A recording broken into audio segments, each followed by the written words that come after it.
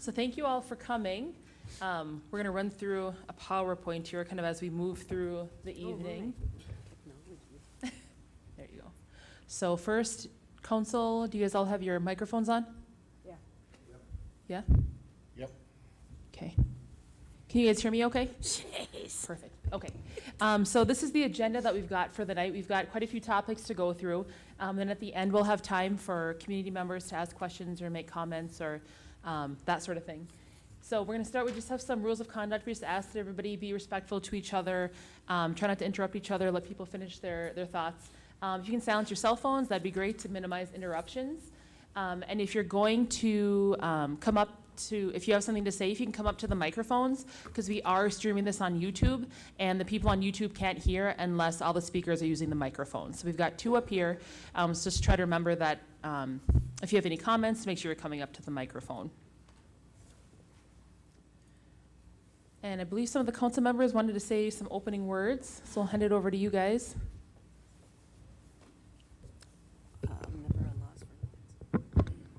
Welcome, everybody. This is a series of quarterly meetings that we're going to be having. We are having one in Nett Lake in January, and we're also be going to the urban offices to hold quarterly meetings. And it's just a way for us to get questions given to us that you may have, but also we're trying to get some information out to tribal members to update them on things that either we need input on or we are working on and would like some feedback on. So basically, I want to welcome you all and thank you all for coming and taking time out of your evening this evening to spend with us, and welcome again. Anybody else? Okay. Let's get started. Let's just get started, I guess. Sounds good. Oh, wait, wait, Oh. go ahead. Bonjour, Shane, Indigenous cause. Sabikone saga igening and doing jaba, a dick doing dam. Buggy at the go Nina town, Nishna Bay Moen. Mino, Wabi, Gin, Akina, Oma, Nungum. Mio, Migwach, Bisendow Yeg. Okay, go ahead, Jenny. Okay, so before we get started, we just want to, like Kathy mentioned, this is the first in kind of a series of 4 of them. So it is a work in progress. There will be a survey at the end, so you guys can give us what you liked, what you didn't like, and how just overall how we can make these meetings better and more effective for everybody. So, and like Kathy said, the goal is just to get input from the band members on really important topics, as well as share information on projects we're working on and things like that. So the first thing, we do have an upcoming events list, and that should have been in the packet that we're sitting at the tables. I think we have extras if you didn't get one, but thank you to Louise for putting that together and getting that out to everybody. Can you say put on the website? Be put on the website? Put it on the website? For our viewers that are watching on YouTube, are we putting this upcoming events on the website? Okay, Thank you, Kathy. thank you. So the first topic is a credit card discussion. So right now, when you're making payments to the tribal government, you can only accept cash or check.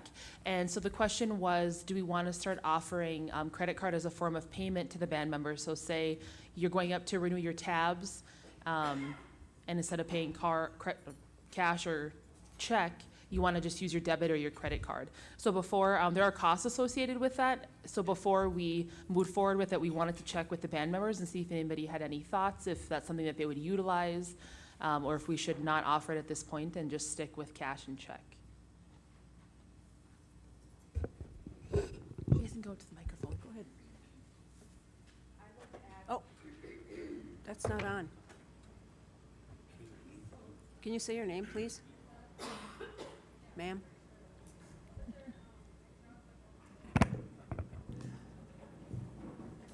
Yes, my name is Sidra Starkovich, I was going to say Bodo. and I would like to add that I think that it would be a very convenient option to add the credit card payment as an option, and it would also be convenient to add it as a form of payment over as an online form, so that people could pay their water and sewer online, it might save some paperwork on the end of accounting. Maybe even if we could do tabs by mail, things like that. So.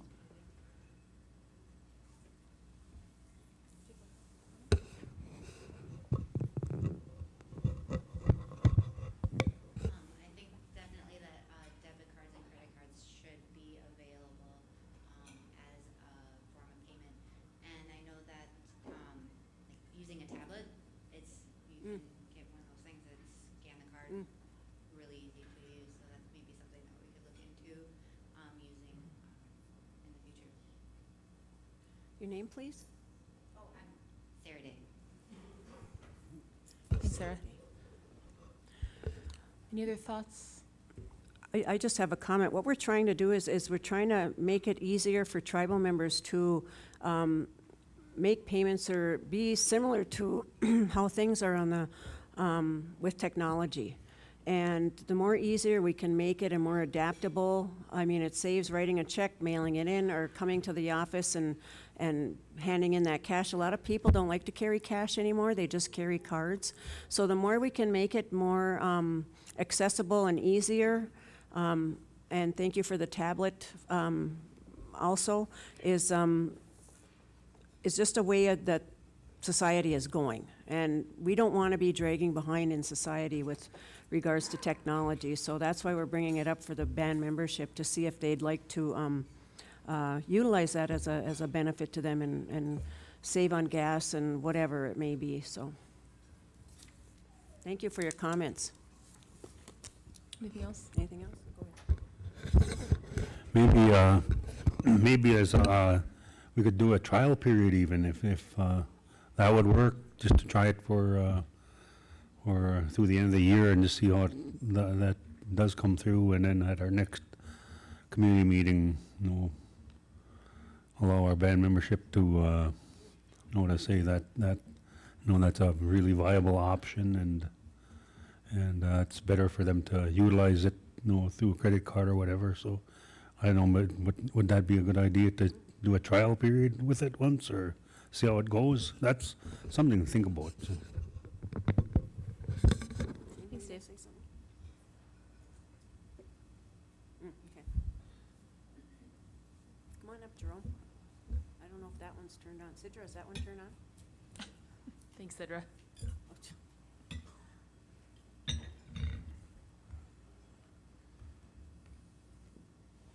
Who's you? Who's you? You know who I am. Mm-hmm. Jeffrey Dahmer. Anyway, I knew that'd get some attention. My name is Babal Benibines of the Lynx clan from Bois Forte.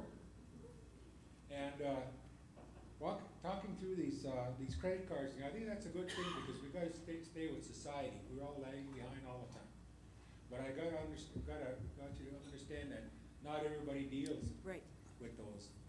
And I've been caught many times when something was due and I was way out in no man's land somewhere, and it's 4 o'clock in the afternoon. How do you get back there?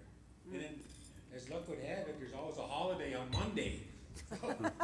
But I think that would be a great thing for a lot of people that could try. It's more convenient, and that keeps us up with society. And I go for it. I go for it because, like I said, many times I'm out, and a lot of people are out somewhere doing whatever they have to do, and they can't quite get back there. So I think that the card is just zip, address it and zip, and it's done. Yeah. You don't have to worry about it. Yep. So I think that's a good thing. Good. Make which?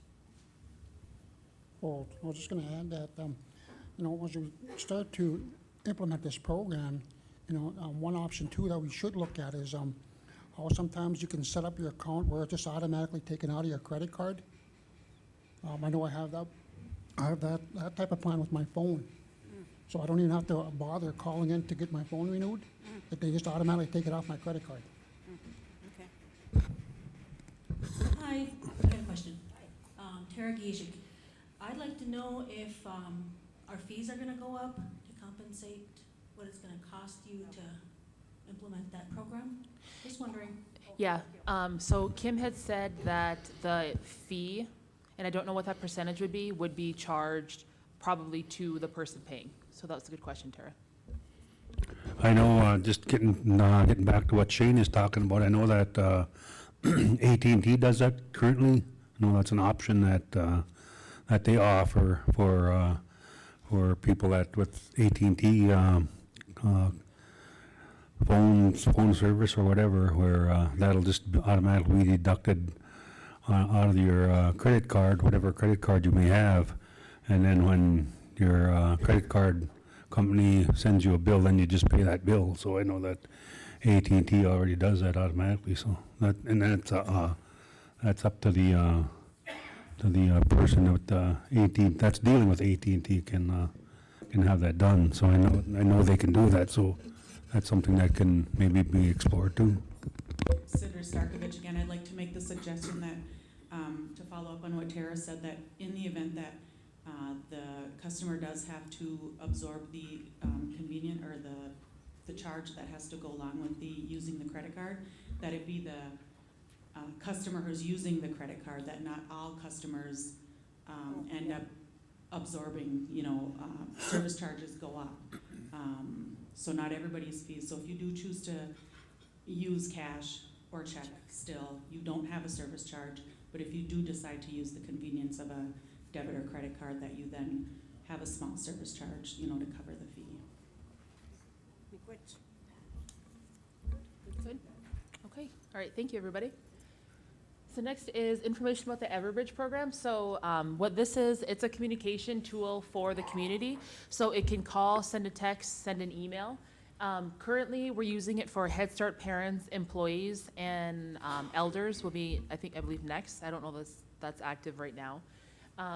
And Louise will be mailing registration forms to the elders to complete.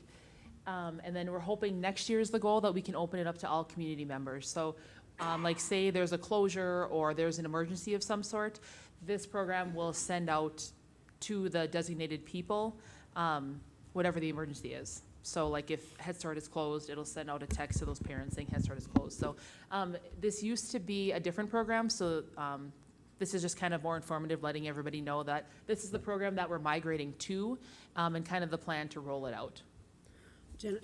Jenna, can you explain a little bit about, I believe there's a certain number of users that we can have at this time? Is that what Yeah, yep, I think 400 right now, something like that. So. But we're looking at trying to expand that. Correct, yep. And again, if anything comes up community-wide for either Nett Lake or, for Nett Lake specifically, we do have our community radio there that we can use to notify individuals, like say in an emergency. And then we can use WELY up here also for the Vermilion area. So just for that notification in case of an emergency. So. Thank you. Next on the agenda is fire numbers. We had a situation where an emergency vehicle wasn't able to find a house, which obviously if you're calling for 911, you need somebody there quick. And so it turned into kind of a bigger problem. And so we're just wanting to remind people that if you don't have a fire number at your house, to either A, if you have it with you, just make sure it's up and it's visible from the road, or B, if you don't have one, you can contact the planning department, and there's a small fee to get your fire number, but they can provide one to you, and it's just the cost of getting the fire number itself. So if you don't have one, contact the planning department and they can get you one. Jenna. Yeah. I believe that St. Louis County or the 911 system, and somebody can correct me if I'm wrong, that's on ambulance or fire, but sometimes you have the fire numbers on a map where you can see where those individuals live. For those that, for example, when the city of Tower comes over to Vermilion, we run into issues where they don't know where people live. Like in Nett Lake, it seems like we all know where everybody lives, and our ambulance service knows that, but it's life-threatening with regards to the fire numbers, and that's the situation we ran into, is that we couldn't get, an ambulance couldn't find a fire number, and it delayed in them getting to the patient, so. When you talk to the planning department, that would be Sidra Starkovich, and that would be at the tribal government office. Shane? I think that the other thing too is that where they place them, where they place the fire numbers. If if you look around in the village up back home, some of them have them on, I have mine on my porch.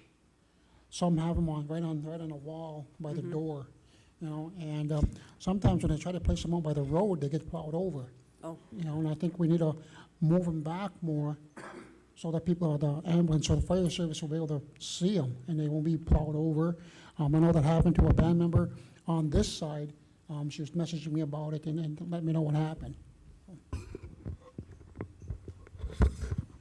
I also know that that's something we could put up next to, I know there's a lot of band members at Nett Lake that have mailboxes. And so that's someplace where we could put it, you know, on their mailbox or whatever. But I know also in the past, when they first put the fire numbers up years ago, they also gave out those green iron poles that you could drive in the ground. They have you can drive them into the ground like that, and then you could mount your fire number on that. And I know they gave those to each homeowner back then, because I know that I still have mine, you know, posted on the road. And I think also that you're supposed to have them so far from the street and at a certain part of your driveway that it's supposed to be. So maybe that's something that we can find out from 911 service, just to make sure where they should be located at and where they should be placed. So when our ambulance is paged out or fire department is paged out, that they know where to go to whatever house they're going to. But that's something that we can probably ask Sidra to kind of to look at, and also look at getting those green posts again to utilize. So. I have a suggestion for that, Geez, move that using mic up. GPS. Can you move that mic up? There you Just go. there you go. Oh, No, you just can sing if you just want. it up. Oh, you don't want to hear my singing voice? No, we can't hear you. Is that better? Yeah. Yep. Okay, possibly looking into using a GPS for emergency personnel. That way they can type in the address and, you know, they'll know when they're at the correct, address. And then there's also like things like live location. So I mean, you could even take it a step further and like, you know, have that instant communication with people. So that's an idea. Technology. Thank you. McWitch. I think the other thing too is that, you know, with the ambulance service back home, what we have in a rig is that we have a sheet that has all the addresses and the names, the fire number, the street, and the names of, you know, the houses. And then maybe we could do that with the Tower ambulance and the Greenwood Fire Department. For the area here, right? Yep. Pam Hughes. Oh. Greenwood Township came and put mine up. I just called them and asked them, and they came and put one on my light pole. So I don't know if you want people from Vermillion calling planning, or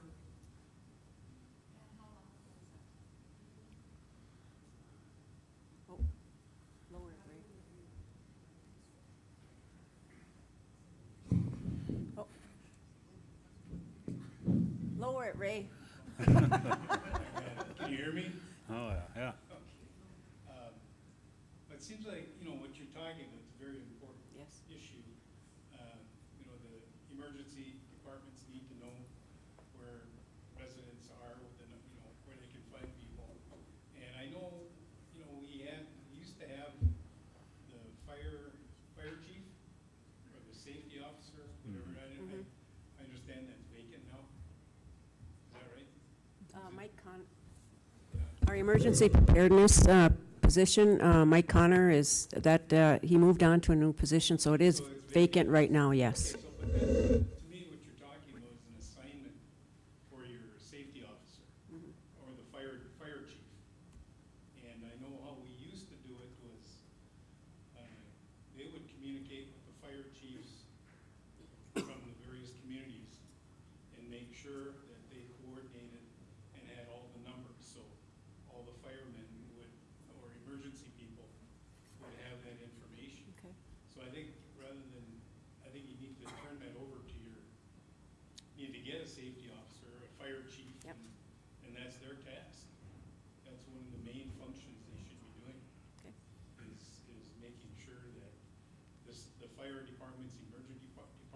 service have all that information.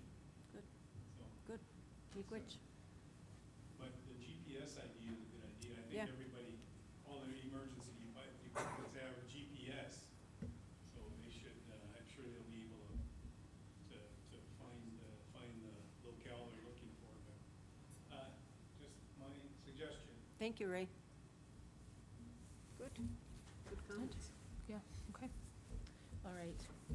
Oh, I do know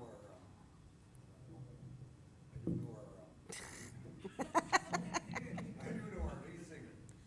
I was in discussion this morning with our leasing person.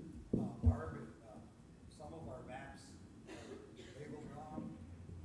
This is a problem that dates back, I don't know, a year.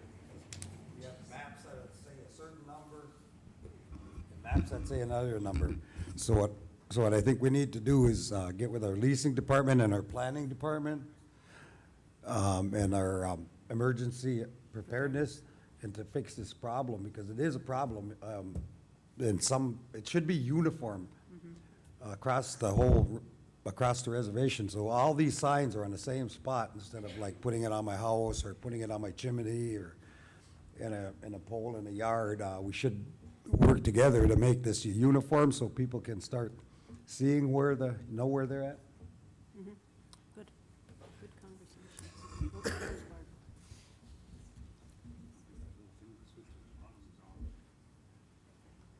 Underneath. Barb Brody.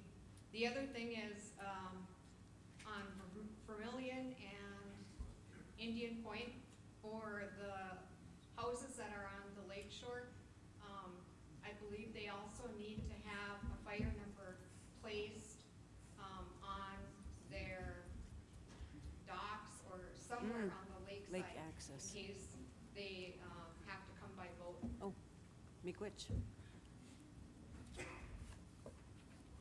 Good, good information. Okay. Good. Okay, so the next I just Yep. want to say one more thing. Sure. Sorry. Sudra Starkovich again. For anyone who has lived in Greenwood Township and who has had any issues with Greenwood Township and requesting fire numbers and requesting any information, there's a possibility that Greenwood Township is working with us now again, because maybe there's new clerks and there's new leadership there. But there was a time when they weren't working with us, and that's kind of why we started handling the fire numbers. So there's a possibility that now everything's kind of working itself out, because I believe that that's how it's supposed to work, because we are that township. But I would really encourage all of the homeowners to ensure that, and you can do this with St. Louis County, ensure that your fire number, whatever your house number is, matches what St. Louis County has registered within their system, within their 911 system, and you can just call St. Louis County 911. It's on the. I'll look it up and have Louise put it on the website. But make sure that your fire number matches up with what St. Louis County has registered in their 911 system, because if it doesn't, then there's going to be that issue when you call 911. They're not going to be able to find you because the GPS, what they have in their GPS and what your number is pinging and whatever is coming and happening isn't going to jive. So there's a little bit of information on that. But I think that, like what Chief had mentioned, that we do need to, with leasing, and if we get an emergency services person, we do need to kind of put all that information together, because we all have that information. We just need to put it together. Miigwech. Okay. All right, so the next topic is our SORNA program. So what we want to talk about is the way that the code is written currently and the issues that we have with the current code. And then I guess the council would just look for feedback on if it should be changed or if we should keep it the same. And I was just going to answer that. SORNA is a sex offender registry that is required on tribal lands. And we do have a SORNA program, where if, and it's similar to when you see on the news in the outside world, outside the reservation boundaries, whenever a registered sex offender is released from jail or prison or whatever, they always have community meetings notifying the community that this, and it's the levels of level 1, level 2, level 3 is moving into the area. They're notifying community members. That same system is supposed to happen at Bois Forte and either Nett Lake and Vermilion, wherever the resident's gonna live. And they do have to register with the police BIA office in Nett Lake, correct? Just the court system in Nett Lake. And so there is a registry, and what has happened is in a few years back, there was a resolution passed that said that anybody with a sex offense, convicted of a sex offense, and would be a sex offender, cannot live within a certain distance of public schools or playground areas. Well, we have in Vermilion here, we have a playground area right at the community center. And does anybody remember Ray, do you remember the amount of area that we covered for the sex offenders to be? 2,000 feet? Okay. It's really quite a bit, and it would almost be where people wouldn't be able to live on the reservation. And that's kind of where we want the input from people, is that currently, number one, we do have sex offenders living on the reservation. Number two, if this resolution is enforced, they would have to leave their home. Number three, does the band membership, does the community want them here? What level are they? I don't know offhand what level they are, but do we want to use, this is where we need your guidance and we need your input. Because the sex offenders that are living on the reservation may or may not have, may have done a sex offense 30 years ago, but they're still labeled as a sex offender with no reoccurring issues or charges or anything. Do we want that individual to leave the reservation due to this resolution? Do we rescind the resolution totally, or do we just leave it where if you're, and there are probation officers that come and check on these individuals and make sure that they're complying with the law. And so the issue we have is we feel it's up to the communities to decide what do you want to do with this situation. It may concern our women, our boys, our children, our girls, anybody. And so what are your thoughts on it? And do we want to have tiers maybe of offenses where if you haven't been convicted for 20 years and you're living on the reservation and you've had no problems since then, you've one-time thing, and we get into it too, where in years past and way long ago, I'll mention this, is that a lot of young men and girls, the man was maybe 18 and the girl was 16, and the parents didn't like the guy, and so they filed charges on the young man, and it's going to live with him for the rest of his life. There's things like this. So what does the community want? That's what we need input on, is how do we address the sex offenders?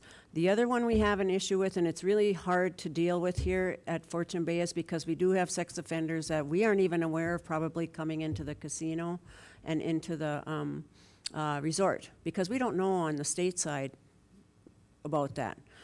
That's really going to be hard for us to regulate and to have them register. We've been contacted by family members where when we have powwows or family events, can so-and-so come to the family event on the reservation? Maybe somebody's getting married, maybe it's a funeral, maybe it's a powwow.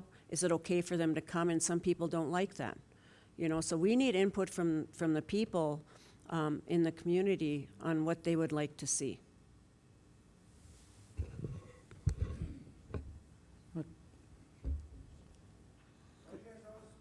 Come on up here, Myron.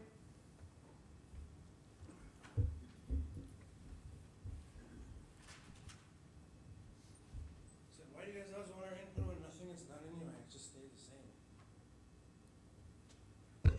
This is a law that's a requirement for us at the reservation, so we have to comply with it. If we don't, we'll get in serious trouble. So that's why we're here, to ask, how can we be in compliance, and what do you want? So it will get followed through. Eventually, yeah. Mm-hmm. Jerome? My question was basically just like his. What's the point of having all these rules and regulations? You get a whole law enforcement, maybe 2 or 3 times and no one shows. That's happened, I don't know how many times. That happened to a couple of my daughters, that they called, yes, we'll be there. They call again. They call again. And there's no positive reaction or reinforcement as to what they're doing about it. Even though, as we know it, and you guys know it too, if people don't see anything visually happening, you're doing nothing about it. You could be dealing with paperwork and all that, but they don't understand that or see that. They want to see action. They want to see some sort of compliance, that these guys are coming around talking to you. And not getting thrown out the back door, as a lot of people feel. That's why the law enforcement today is not respected at all. They just laugh, regardless of what their plans are and all that kind of stuff. The rules that are in order. We've all lived through that. Yeah. I've heard a lot of you guys making jokes about that. What? They see a new cop and they go, Jesus, you're good with a Barney Fife, you know? And that's gotta change. I don't know how or why, but we're able to communicate with each other. And that's a start right there. You can't just go, oh, we're gonna do this, we're gonna do that. But if people don't see the implication, you know, they don't see it done, you know, it's not done, something, they're not gonna believe you. And that always comes up sometimes, and I've seen a lot of elections, as you would, and everybody has their little program. Oh, we're gonna deal with law enforcement. But then law enforcement is such a big organization there, it's hard to get everything turned around right now. Dave, you know that. You don't turn around on a dime. It takes time, and it takes paperwork. And that's what the people sometimes don't understand. Their patience is where you're, and that's why today the police department and the court system is, they don't respect it. And we gotta get that back. And I think it's the way our society is going. We gotta stop and say, hey, we gotta do something about it, try anyway. So my suggestion would be is, when the residents, whoever it is, get hold of the PD, make sure they deal with it, rather than 3 or 4 days later, or not at all. I've seen that happen many times, regardless of how minute the issue is. At least deal with it, show that it's on record somewhere, somehow, and dealt with. That's what I've seen. I've been seeing that for a long time. And I myself am guilty of that too. I see officers going by, geez, what are they doing up here now? Burning up gas? That's a fact. You guys heard it, seen it. But the main thing is to do something about it. And sorry about chuckling, but that's how I feel about it. That's okay. Hey, let's do something. Let's try something. And I think the police officer has to take that into consideration. Do something about it. Don't just say, yeah, you'll call us, we'll come running. A lot of people say that's a bunch of uniform. You're full of shit, they think. And that's the reputation you guys gotta deal with. I don't know if it's here in Nett, maybe it's all over the place, I don't know. But do something about it. At least show an interest. People, they ask for help. Just get back to the SORNA thing, that's why we. Well, that, like I just said, it doesn't matter what kind of tools you have, if you don't do anything close to tools, it ain't gonna matter. All you can do is draw a paycheck, put on mileage. And that's what people see. Anyway. Thank you, Jerome. Pam? Maybe it would be a good idea to send the current code out, because many people haven't seen that current Okay. code. The last time I seen it was when Donna was in that position, and Donna would actually have meetings on both sides of the reservation. So it's been years since that's even been done. Good idea. Ray? Yes, Yeah, I know when I was on the council, we did implement and voted on SORNA. And there, we did start having meetings in the communities for sex offenders that were living in our area. In fact, I remember we had one here. It's the only one I remember having here at Vermillion, at the Vermillion Center. And so I think, you know, you're right now wondering where to go with this sort of thing. I think if we just, you know, we've got it. We're complying with SORNA. The only thing we're not doing is we're not having community meetings in regard to those sex offenders. Because I know that there's sex offenders living in our area. There's one in my neighborhood, and I haven't been notified of a meeting, and I don't remember how that process starts. Am I to call? Say it's me. I know of this sex offender. Chief, am I supposed to call you? And like, Chief, can you come up to the microphone, please? Person that gets out is supposed to report to the SORNA officer within 24 hours if they're moving back to their... Chief, can you use the mic so the people off the res can hear? I think how it works is the person that's getting out of prison, they need to report to the SORNA officer within 24 hours if they're moving back to the reservation. And the SORNA officer needs to have a community meeting, letting them know that this person is coming into the community and living. And then I have never seen that yet. no, and our SORNA officer is Marion Holmes. Marion Holmes. Okay. So, So and I guess that's Okay. brought up this past week. okay, so it's the responsibility of the sex offender to report to the SORNA person. Yeah, And if they don't do that, I mean, you're dealing with a person that's probably not real responsible. Yep. So, And again, some of them are on probation, and that's turned over to their probation officer, and then they deal with it after that, so. but if I have a concern, then I should contact Marion Holmes. Or that, or let us know, that we'll come Okay. out, so. But I mean, if we do that. Yep. If people know that they should report a person like that to the local police department or the SORNA officer, then you're complying. And there'll be community meetings in regard to these offenders.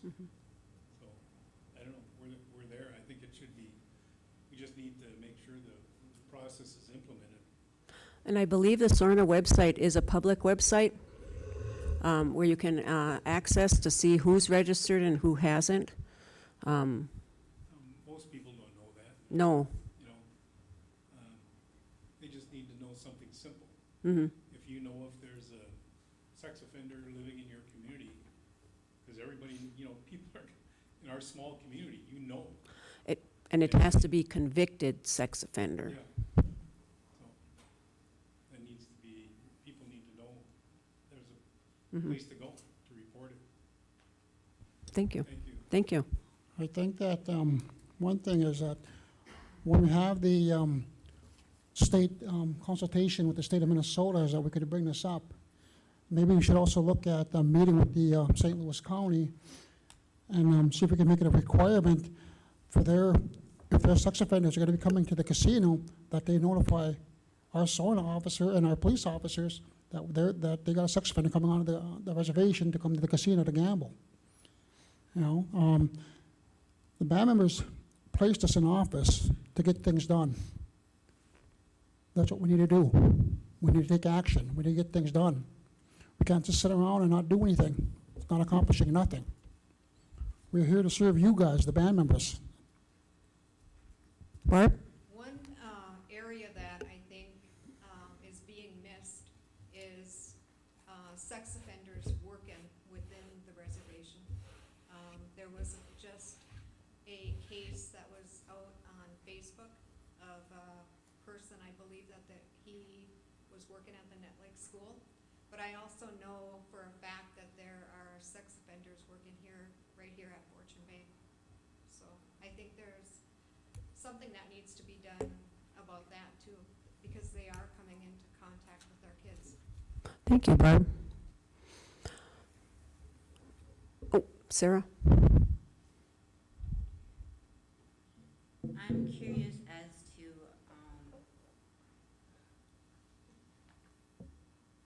like sex offenders are, it's a cycle. They end up repeating a behavior that has been done to them. So when someone commits a crime like that, and then they're labeled, and like, you guys are like treating them like they've got leprosy or something. Mm-hmm. Like they were hurt and damaged. And what kind of help are we offering them so that they don't repeat the behavior, and so that it's not like if you outcast them, I mean, case by case, everyone is different. You know, there are some that, you know, they should be, you know, kept away. You know, there are serious ones. Mm-hmm. But there are also ones that, you know, like one of my best friends, you know, she made a mistake. And if she got kicked off the reservation because of this, like, title that she has, like, you know, that would break my heart to see. Because she's a beautiful, smart, you know, young woman who, you know, it's not fair. Mm-hmm. You know, and there's different therapies available. Do we offer anything like that for sex offenders? Right now, the only programs that I know we offer are the substance use disorder programs and then the mental health programs. So I'm thinking maybe in that area, but I don't think it's anything specific, but it might deal with the trauma that they've dealt with, Okay. maybe as they were growing up or however that may have happened. Maybe something that might work is when a sex offender is released and moves onto the reservation, instead of like holding a meeting about them, have a meeting with them so the community can ask questions, you know, like what happened, you know, share your story, you know, get to know them before you know, pass judgment, perhaps.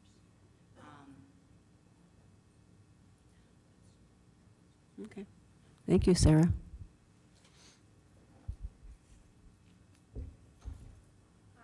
Hi. Whiteman. We just had a powwow this past weekend, Mhm. and police officer Corey and I can't remember. They came and said that if you see a sex offender and if you don't want them at the powwow, to go ahead and let them know so that they could ask them to leave. Okay, my daughter Abby just asked, well, when we look at all these people, how can we tell who's a sex offender and who isn't? And what if, you know, we heard Yeah. rumors who they are, and then I go up and ask, you know, one of the police officers, well, I think, you know, he or she is a sex offender, and I want them to be removed because of the rumor. Mm. You know, and I wouldn't want to falsely accuse anybody, you know. Mm-hmm. So my daughter Abby was asking, you know, how are we going to know? One of the suggestions that I had, and I don't know if this would belittle the person or whatever, but like when you go into Walmart, you see those pictures of missing children Mhm. or whatever. What is that? Would that be the kind of the same thing where you put a picture of a band member, you know, and whatever information that's required for the general population to know, you know, they don't have to go that way, you know, because when you walk into Walmart, you look at all those faces, and what if you do see, you know, you're able to report, or at least get somebody's interest in checking into it. Mm-hmm. Good. Thank you, Adrian. Oh, Sidra? I just have a question. So there's been a lot of discussion about SORNA and sex offenders and all that kind of stuff. My question is your question, you're wanting input on what the current code is? Or is your question, do we as a tribe have an issue with our SORNA code as a whole? Or do we have a problem with sex offenders, or? All of the above. Okay. Basically, the question that we're asking is, what does a community want with regards, or how do we, number one, I think Pam was right, we need to get that code out there so everybody knows it and can see it and understand it, and also know and understand what the SORNA program actually does and how you can access it, and the processes to do that. But the other thing is that, what does a community want when it comes to convicted sex offenders? Do they want them in the community? Do they want them to receive services or help? We've heard a lot on the other tribes with regards to individuals who have made bad choices in their lives. And one mistake can affect a person for the rest of their life. It's not saying that they're going to make that mistake all over, but a lot of tribes are looking at what they call re-entry programs back into the communities. So I really think that might be something we should look at. But what does the community want? That's, we're the people in the communities that live by these people in our neighborhoods. Some of us have children, some of us have concerns, some may not. So how do we do that? And we want your input on that. So that's kind of in a nutshell. Okay. So would it be much to ask for us to be able to maybe put that, for us to see that code Yep. maybe on the website? Yep, And we can do then- that. And then maybe we can all get a little more familiarized with the current code, and then familiarize ourselves with SORNA, so that it doesn't seem like such a big, scary, demonic thing. Because, you know what, realistically, we're probably standing in a room with maybe a sex offender, and that doesn't mean we're gonna be attacked. Yeah, true. I agree, Sidra, and I think that once we get the code out, and we'll put it on the website, Louise, and then we'll also put the resolution out there that was passed by the Tribal Council. And then what we can do is, I think we need more community meetings for the local communities to discuss. We can have one in Nett Lake and one in Vermilion, just on SORNA alone. And we'll have the proper authorities there, the court people, the SORNA officer, to explain this, because it's all new to us. I mean, it's been around for a while, but it's not really been up front, headline news or anything. It's kind of been in the back. SORNA's only been around for the last maybe Yep. 8-9 years. Yep. Really. And the other part about that is, when Jerome mentioned things with the cops and people laugh because you can get away with things at Bois Forte, there are things that are being done with regards to, number one, we always hear about the tribal code, okay? The tribal code is being updated right now, and it's getting updated with 30 years of past resolutions, page by page by page by page. It's taking a long time. They're about halfway done. But when the tribe passes a resolution to adopt a change to the code, we want to make sure that everything's in there. It's also going to address trafficking, sex trafficking. It's going to address stalking. It's going to address drugs, prescription drugs. A lot of our code is so outdated that it doesn't address the issues, and that gives the I don't want to say the outlaws, those that break the law, an out, because it's not addressed in the code, and the officers are stuck with their hands tied. I'm not, trying to say that's an excuse, but our code needs to be more updated, and so it is in the process, and we hope to have it done soon, but it's still going through 30 plus years of resolutions trying to get that done and incorporate it into today's world. So I think that too can play a part with that. Thank you. Thank you. Comment period in that. Just so you know, there will be a comment period once that code is out and done. There will be another comment period with regards to the code, and it's probably going to be big, so we'll make it a longer comment period. Jerome. Just to reiterate then what's been said about these sexual predators, blah, blah, blah. I think, being a human being, that maybe they did make a mistake 20, 25 years ago, and that's gonna brand them for the rest of their lives. I think we should take this as a case-by-case issue rather than just blanketing it, Blanket. you know? Good idea. Because there are some good people. Yes. I have a good friend of mine that got accused, not convicted, but accused about 20 years ago. And he mentioned that. Mm-hmm. And he thought, Jesus. And some people have heard about it, the ones that can gossip, you Yeah. know? And that tore him up because he's trying to put that away, put a page in his life and just Yep. say, I'm a good guy now. Maybe I did when I was drunk or whatever happened. And I think that's what it should be done. Mm-hmm.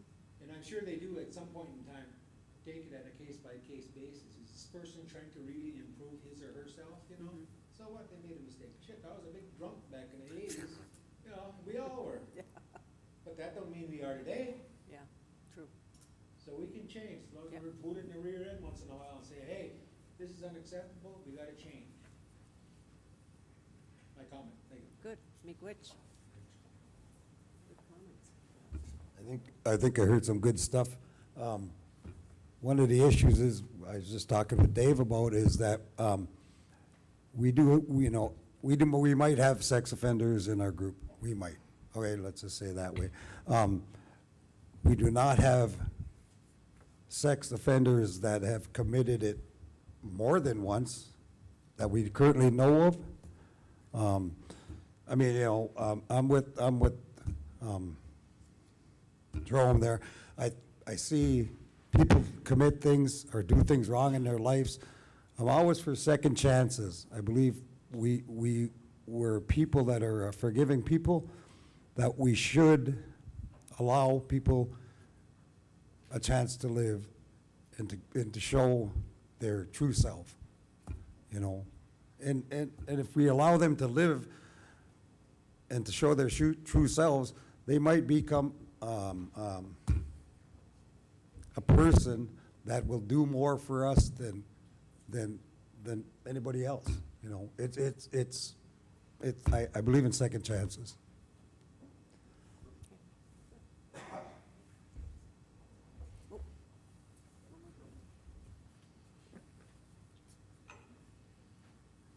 The other thing, I think in the one case that I mentioned, I think the tribal council did ban that, individual from the, reservation, and so that it also is an option, as last resort, which I think, you know, can be done, so. Miigwech, thank you. I think that, from a year from now, or even maybe 6 months from now, we can give an update on the progress that we made regarding this SORNA program.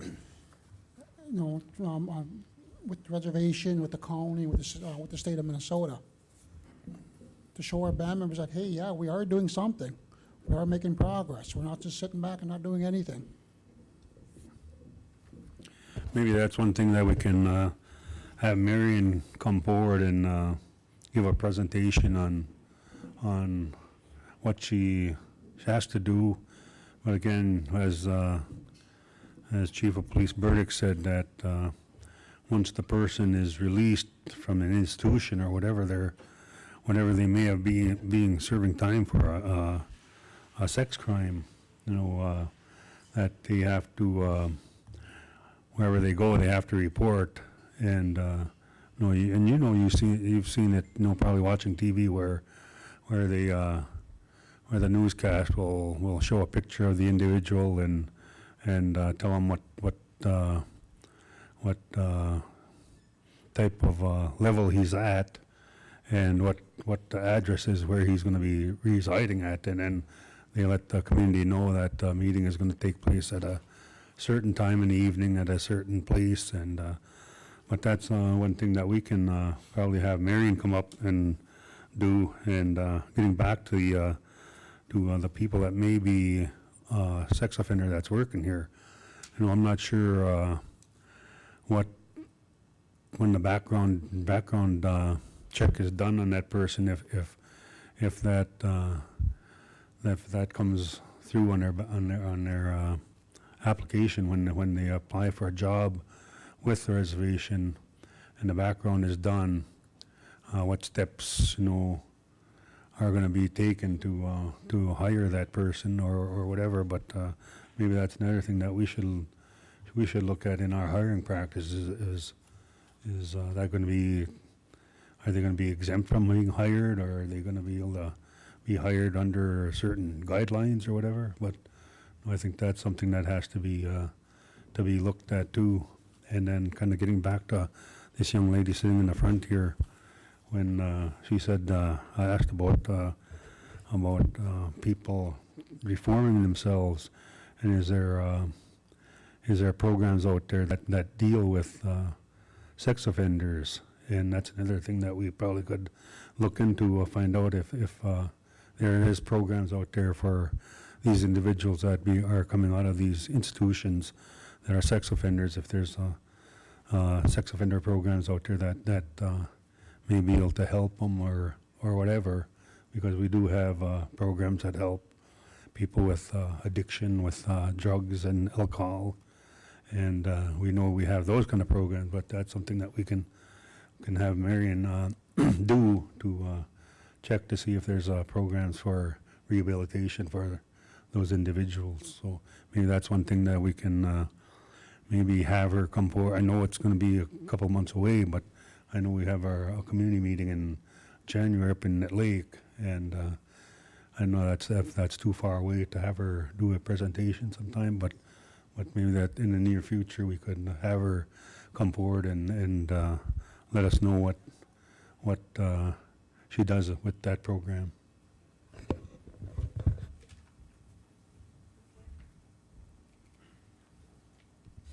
All right, so the next topic is the 2020 census. So just a couple of highlights about it's extremely important to participate to get all the band members counted for the census. Identify as, this is not correct, I think. We'll get the correct information out of what to identify as. There will be takers out within the next 2 months for address updates. Just keep an eye out for that. Beginning of 2020 is when the campaign will begin. Census Day is going to be April 1st of 2020. And we do have our own Facebook page. It's Bois Forte Band of Chippewa 2020 Census. We do have a table outside that has the census information on it. They're also looking to recruit people to be a census taker. So if anybody's interested in that, they have information out there as well about that. Jenna, Kathy.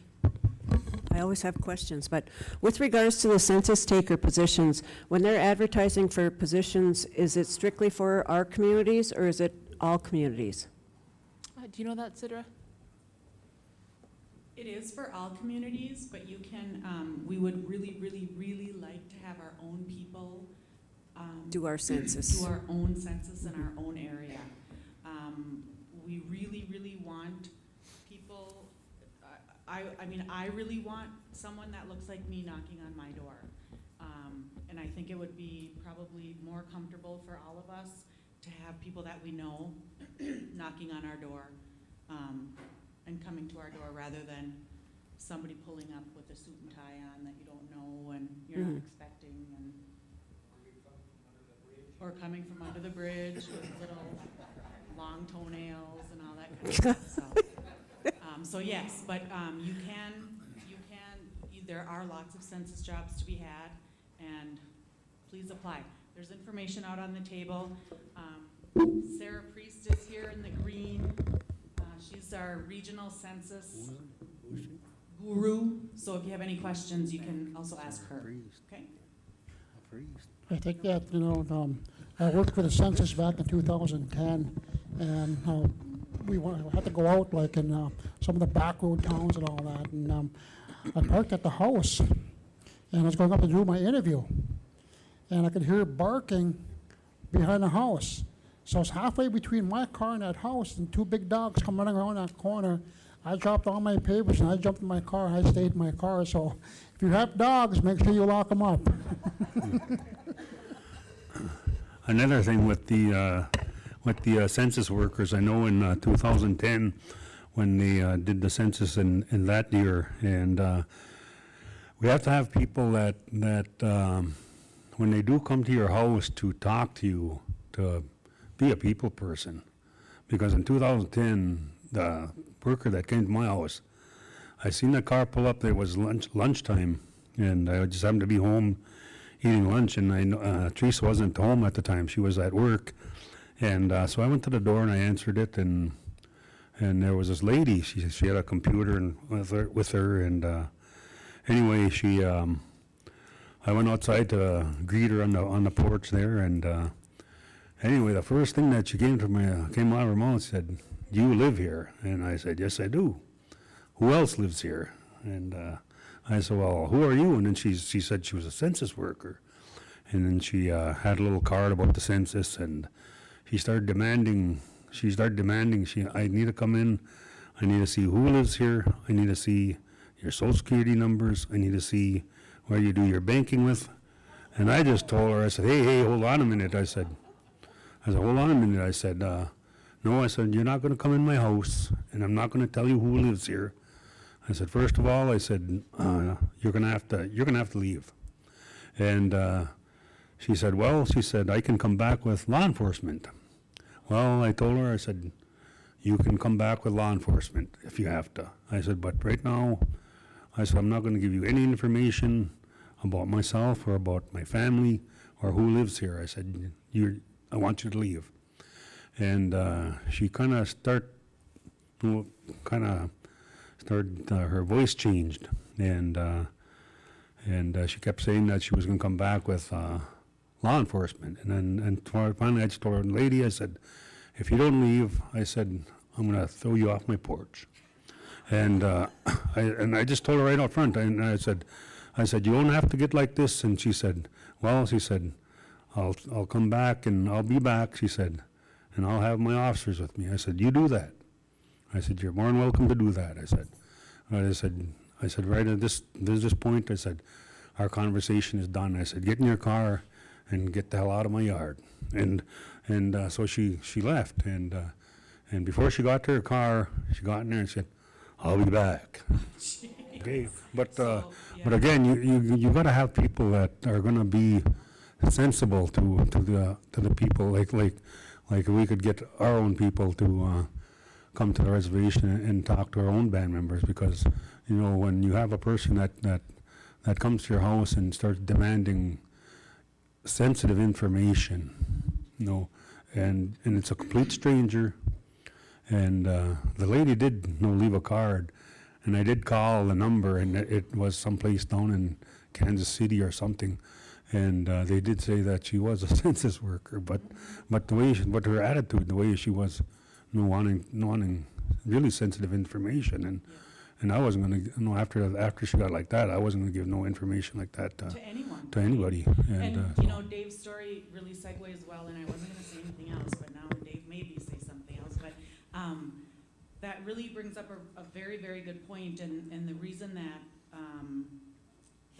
our Census 2020 group that we've formed at Bois Forte is called the Complete Count Committee, and what our purpose is to get education out to our population and to our communities, not only how important it is to participate in the census, but to get education out to dispel any myths, to help to make all of you in the community feel comfortable with the kinds of questions that are going to be asked, what's going to happen with that information, which is absolutely nothing but it be reported to the Census Bureau.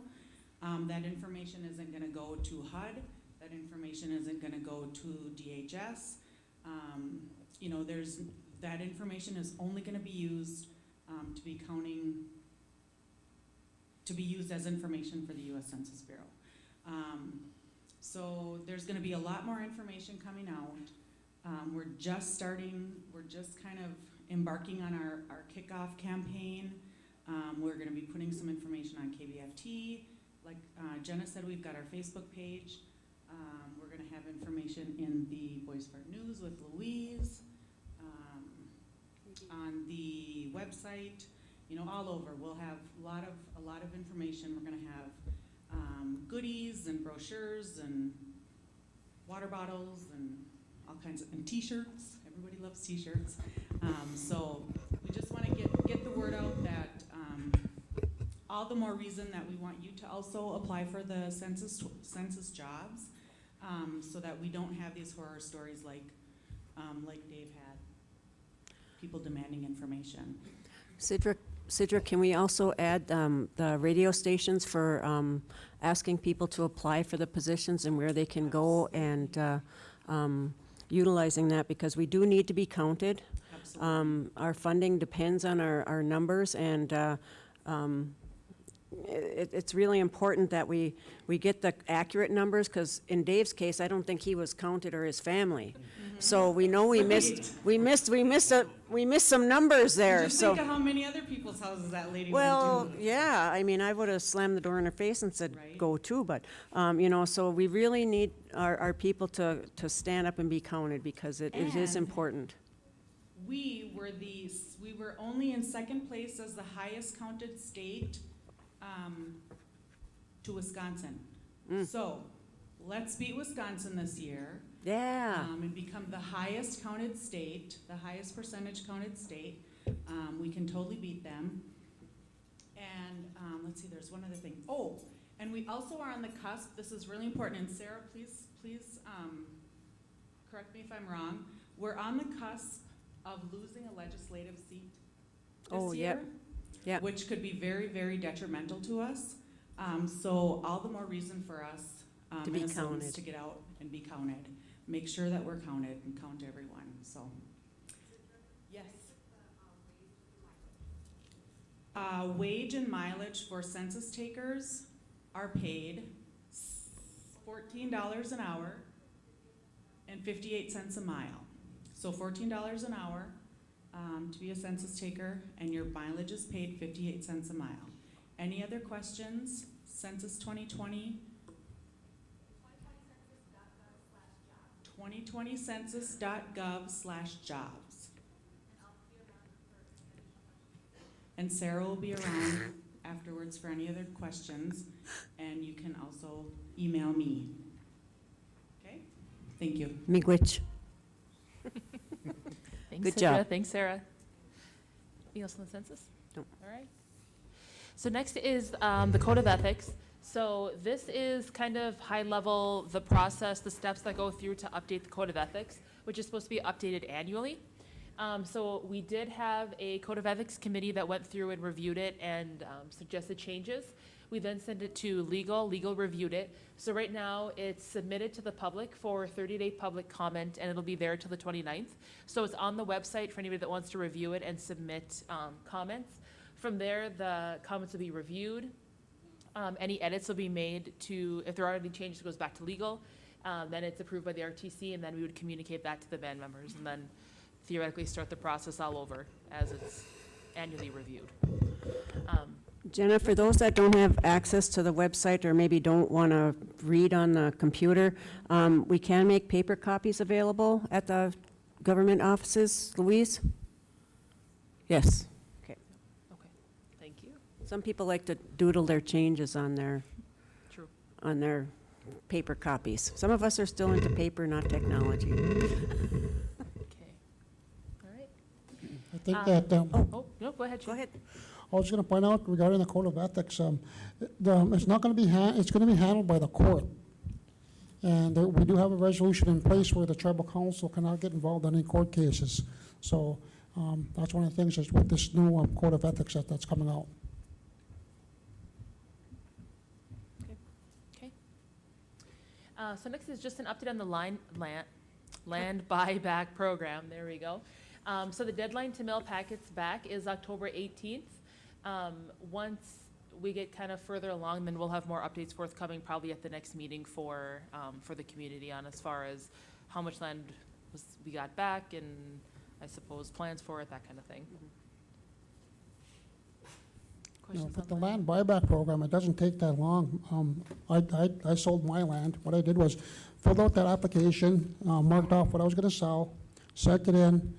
2 weeks later, I got notification that it was at the end phase of being approved. Then I think a week later, my money was in my account. And that land is going to be coming back to the tribe. Oh. Okay.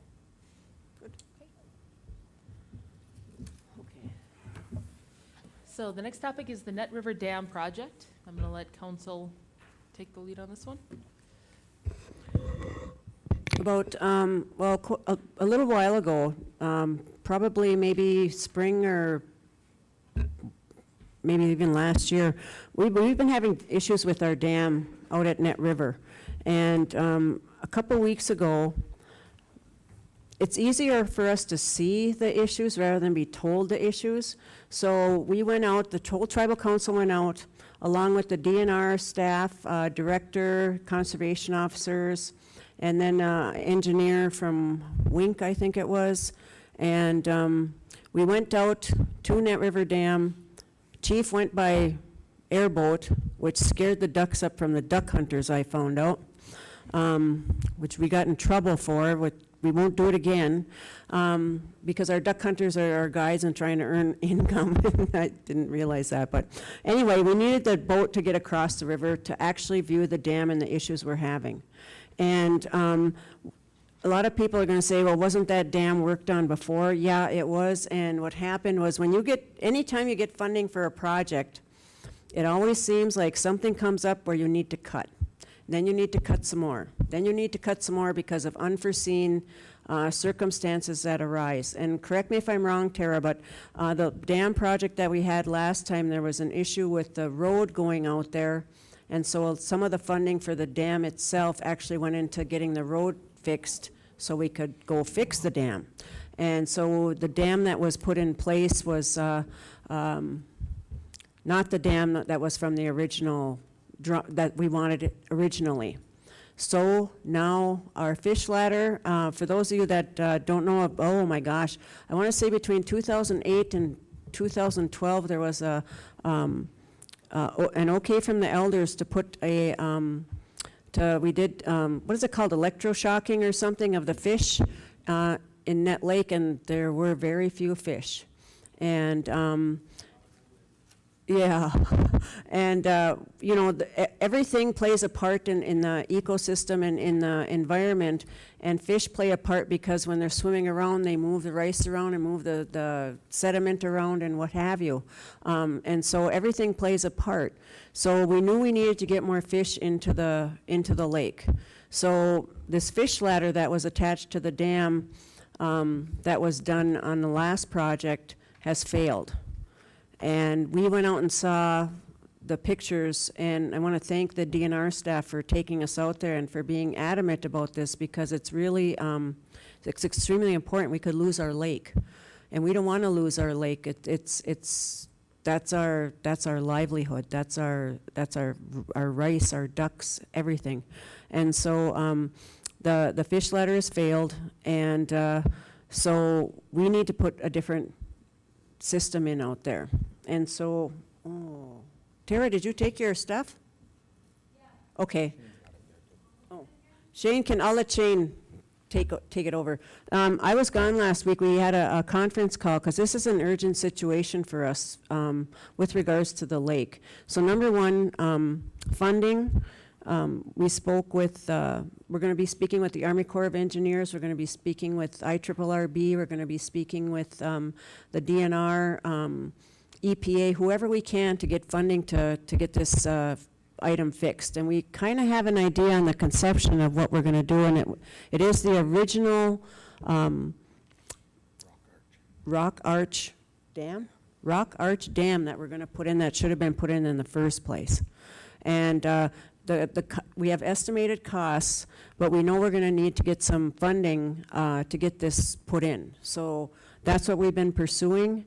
We do have Ed Fairbanks, who used to be involved with EPA, and is a good, he's actually a tribal liaison.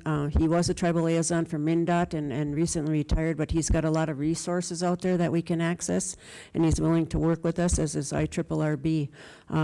There's a lot to do with demolition and getting this rock arch bridge in, and it's going to have a natural fish ladder in it, which is the way it should have been done in the first place. So I don't know, I know we're having another meeting. I'm not sure when.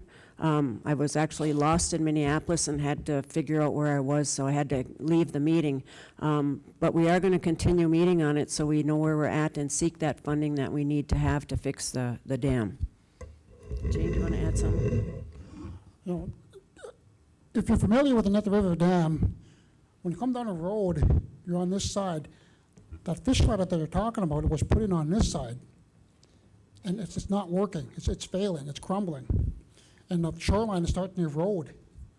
And plus, the dam itself, too, is starting to come apart. There's a middle brace that's inside on the middle of the dam, and it goes into the water. And that's starting to give away, too. You can see that in the pictures that we saw. And when Kathy's right, when she said that, when they originally they were going to build that fish ladder and take out that old dam. But then they had to repair the road, and that basically diminished some of the funding, so then they had to go with that Plan B, I guess. And Plan B was not a good plan. And now we're going to be going around looking for funding.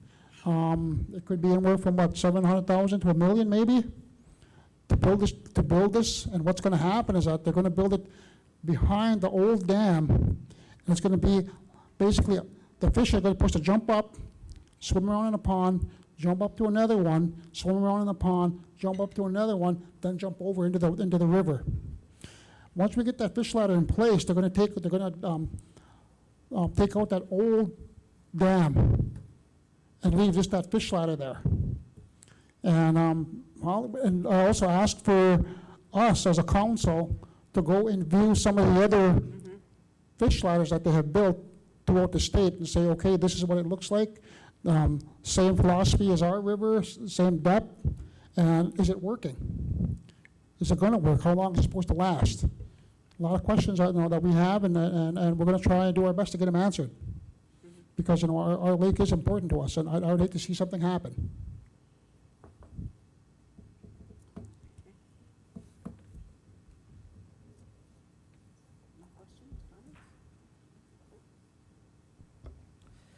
All right.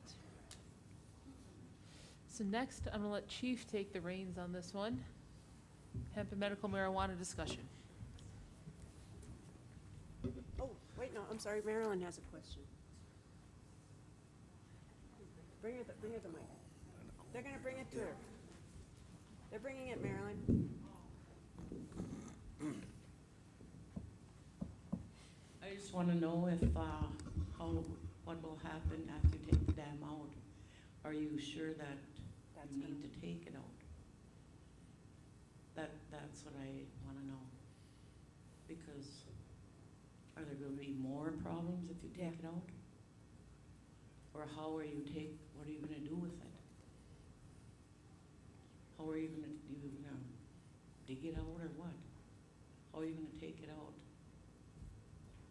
It's been there for ages and ages, and it must have had a purpose why they put it there in the first place. Thank you. Okay.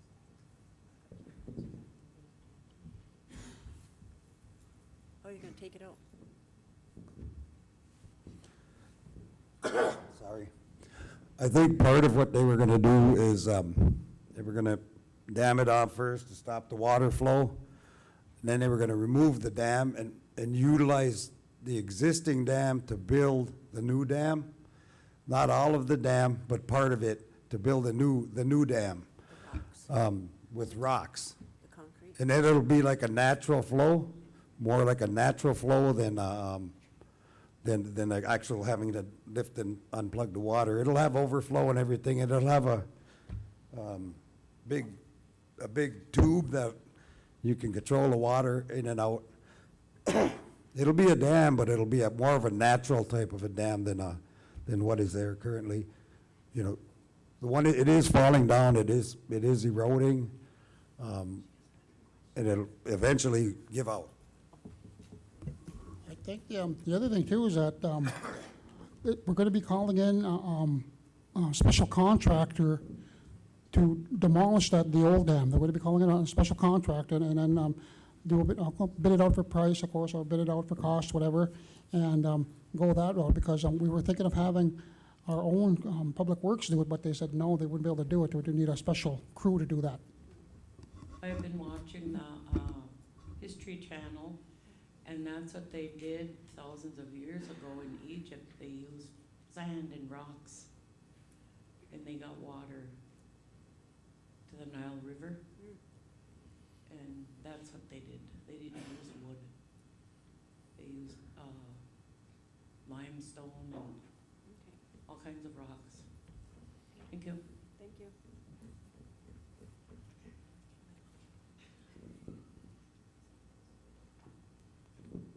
Hi, this is Tara Gizek, DNR Director. I just wanted to add to what you guys were saying and then maybe answer Marilyn's question. I'm just showing her that Rock Arch Rapids conception drawing. So maybe that's something, I don't know if we can put that on the website or have comments on it or whatever, you know. I think that would be, because it's hard to understand. I mean, until you actually see it, until you actually go to the dam and see what's going on, see the progression of photos, that kind of thing. So, and then know the history of the dam. So it's a long process. It was hard to understand for you guys and myself at first.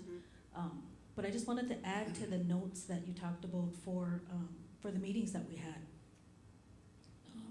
Originally, it was $412,500 to fix the dam. It's going to be $700,000 to do the whole thing because the rock is. They got a quote for the rock only going to the fish ladder, but now they have the quote for the whole thing going across. So that would be $700,000 or more, like Shane said. And then it'll have a natural fish ladder. It'll have the same level of control that we have now at a functioning dam. If we had a functioning dam right now, same level of control. So that's different than a pure weir dam where they just pile rocks in the front and then it's rock only. So it's not going to be rock only. It's going to have a mechanism to control the water flow. And then ideally, in a perfect world, we're going to have the feasibility study done in October, by the end of October, an RFP and contractor bids starting November, begin the work 2020 spring, and then hopefully complete the project by fall or early winter of 2020. Now that's in a perfect world, you know, that doesn't often happen. If everything's perfect, that's what we'll do. But we also have a 1-year contingency plan on that. Pending funding. Oh, and one more thing, sorry to take up your time, but me and the council, when we're having these meetings, we made sure that we're not gonna skimp on anything for this project. I made sure that we're not gonna fall into the problems that we had before. We can't skimp on this one. Jerome? Well, I've been told when I was a young fellow, I didn't understand at the time. I used to spend a lot of time with my grandfather out at the OCC camp. And he mentioned the fact that they used cedar because that was abundant out there. And then concrete came in, and that's when the problem started. But if we can go back to the cedar days, because we have a lot of that up here before it's gone, I think that would have been the way to go. But who's going to do that today? You know, because with the technology that we have, they say, well, come on, get out of the dark ages, blah, blah, blah, you know, jokes and all that stuff that goes with it. But I remember when he showed me drawings of how that dam looked. The brush, the workers, they weren't paid. That was the pride they had in that lake because they knew that lake was going to take care of them until whenever, you know. Now we're always looking at the mighty dollar that's going to control us, and that's the way it is today. It's not our fault; it's just the way it evolved. But I just wanted to throw that out there. That back in the day, they used cedar, and I suppose your little minds can go crazy as to thinking how they did that. But they did it, I guess. Because my grandpa says, we never had problems like this. Well, what the heck, when you're 8 or 9 years old, you're thinking, we got all the time in the world, you know? What is he talking about? What does he know? Because at that time, I thought concrete worked better. Little did I know it was going to erode over time, which it does. Roads are like that. Anything man-made is going to erode in time. So we got to be very, very careful with this dam because that's going to sustain us for a long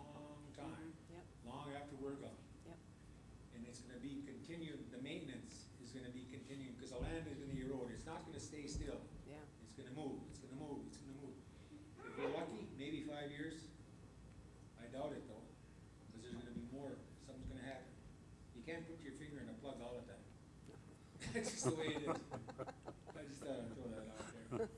But yeah, and it's gonna be, you're gonna, the next council, members, chief, after we're all gone, there's gonna be that same issue as to how to improve that. After we're all gone and old and blah, blah, blah. Young ones are gonna take over, and they're gonna be dealing with the same thing, because look at, this is in the 1900s when they did that. And it's been upgraded, and everybody has a good idea. But we're going right back to the same thing, it's the materials, you know, and it's the land. You can't fool Mother Nature. If she wants to take away from something, she's gonna do it. Yep. And it's up to respect Mother Nature for her power. I yield my time, thank you. Miigwech. I would just like to request that we have a meeting specifically dealing with the dam up in Nett Lake so that more of the elders can attend, and almost a pre-con meeting, so that you can have a PowerPoint, you can have pictures of, you know, the progression of Yep. where the dam was, and how it, you know, degraded over time. And if you are going to have, you know, the engineers or whoever you want to have there to answer questions from the community that it, you know, mostly affects. I just think it's important that more community members be involved in the understanding of what is going on out there. Good. Thank you. Thank you. Miigwech. Oh, excuse me, I forgot to mention, the site of the dam today is not where it was before. Hmm. You can move closer to the lake. Now, I don't know where that is, but, my uncle was telling me about that. That the dam was not there, as you remember it, as we learned about it. You move closer to the lake. All that mud, how are they gonna deal with that? They must have hauled away. Because that's where it is. Thank you. Anything else? Okay.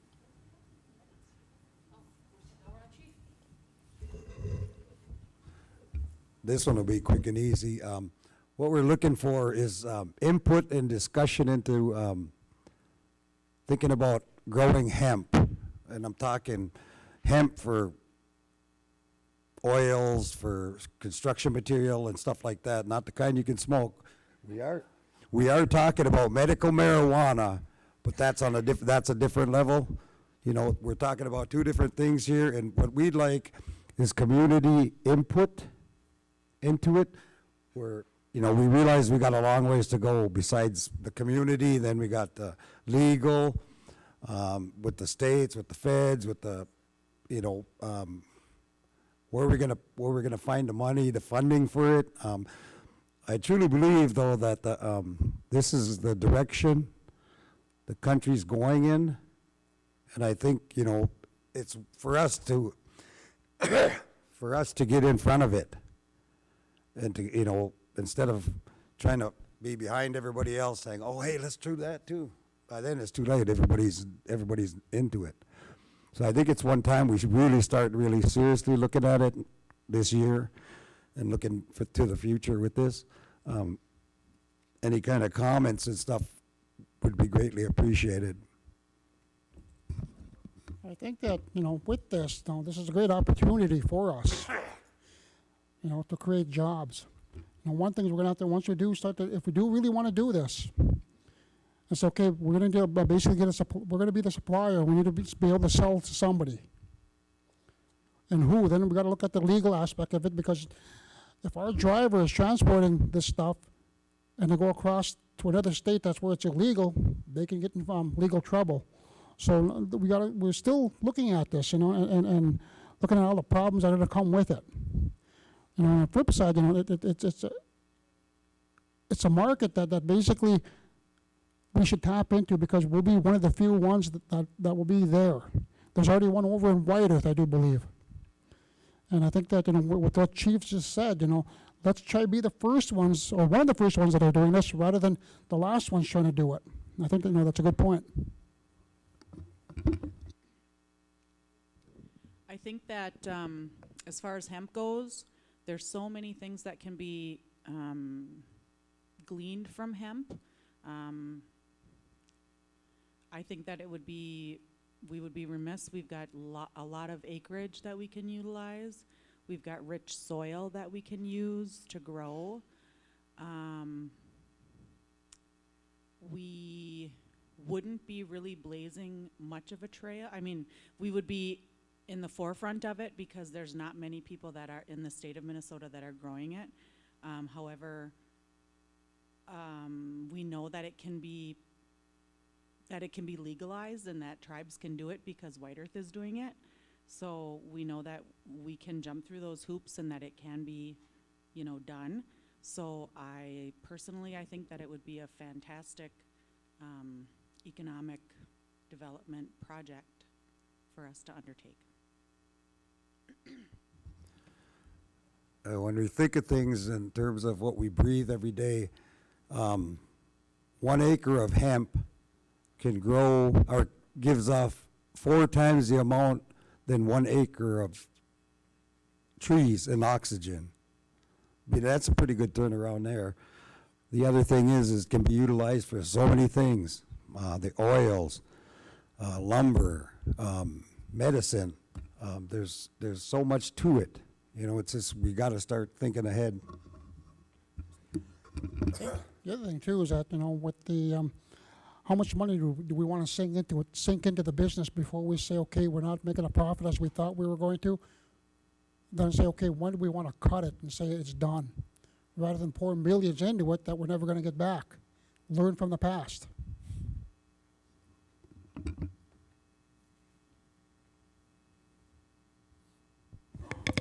For those that maybe aren't aware, but this will go to the band membership as an economic development project. Once we get all our ducks in a row, I could say it that way. I know that the Minnesota Department of Agriculture has an industrial hemp department that we can access for some data and some input with regards to what works and what doesn't work. And I know that once we get those issues like a feasibility study, a market, location, funding, all that, it will be put to the band membership for their input, because we do have that tribal resolution in place where any new economic development projects will be put forth to the band members first before implementing.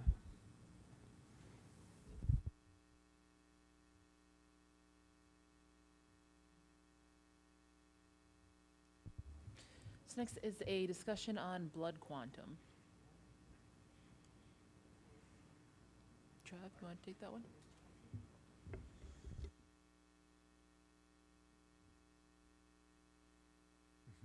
At the, what is it, the constitutional reform stuff, that was one of the big topics of blood quantum, how we want to address that or deal with it. And we wanted to just pose it back to you guys, see what you guys want to say about it.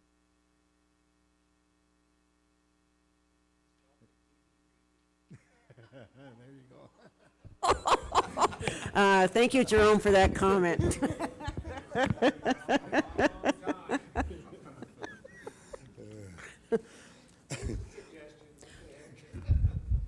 For those that maybe aren't aware, for even those that are aware, the MCT Constitution is where the enrollment issue lies, and that is undergoing reform. By reform, meaning that each tribe has appointed or asked people to serve on a Constitution Reform Committee representing all 6 bands.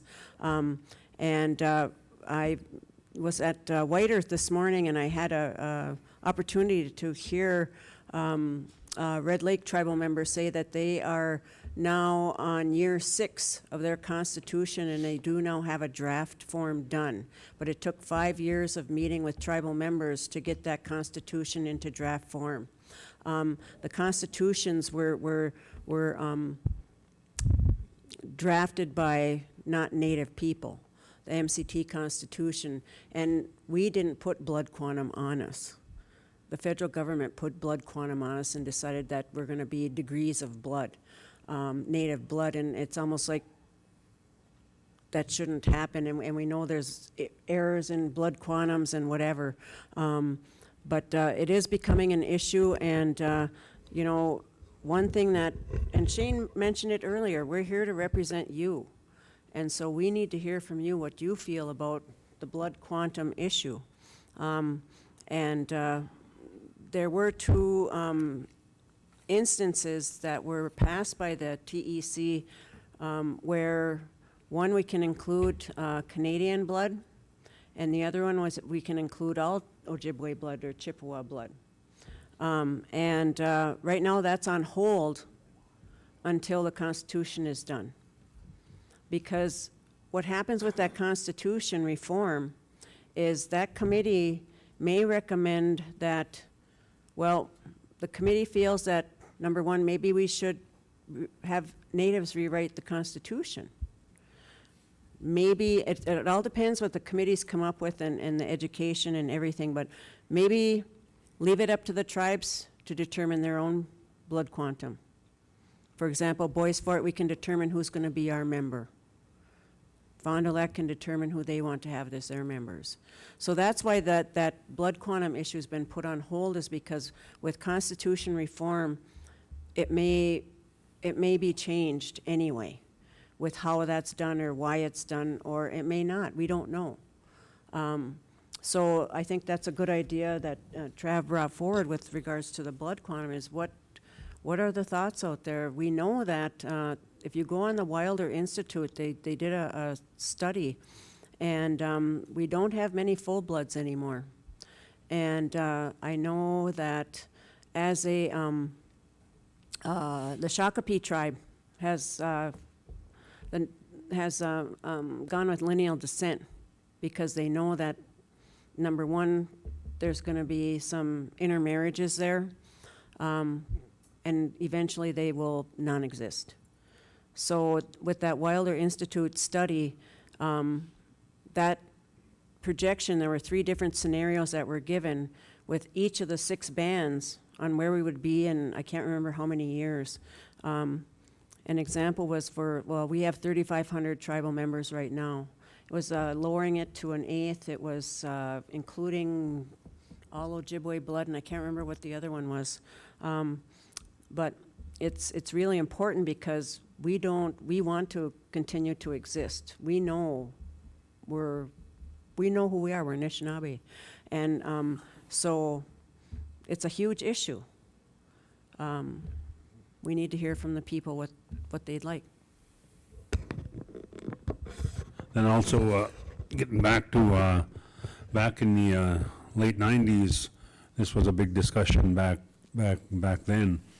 And when we had our committee meetings here at Vermilion and Bois Forte, the issue that our band members were giving us back then was to recognize other Chippewa blood first, because we have a lot of band members that have children with our Canadian Chippewa from across the river, and then we also have band members that have children with Red Lake Chippewa. We also have band members that have kids with the tribes from Wisconsin or Chippewa, and then also Turtle Mountain in North Dakota.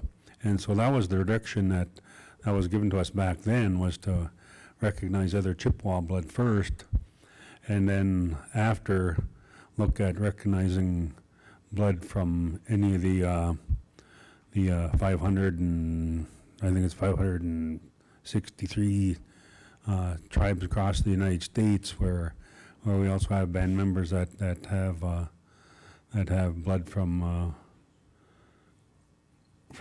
members that are enrolled with the Navajo or the Apache or the Sioux tribes from the Dakotas or down in Oklahoma.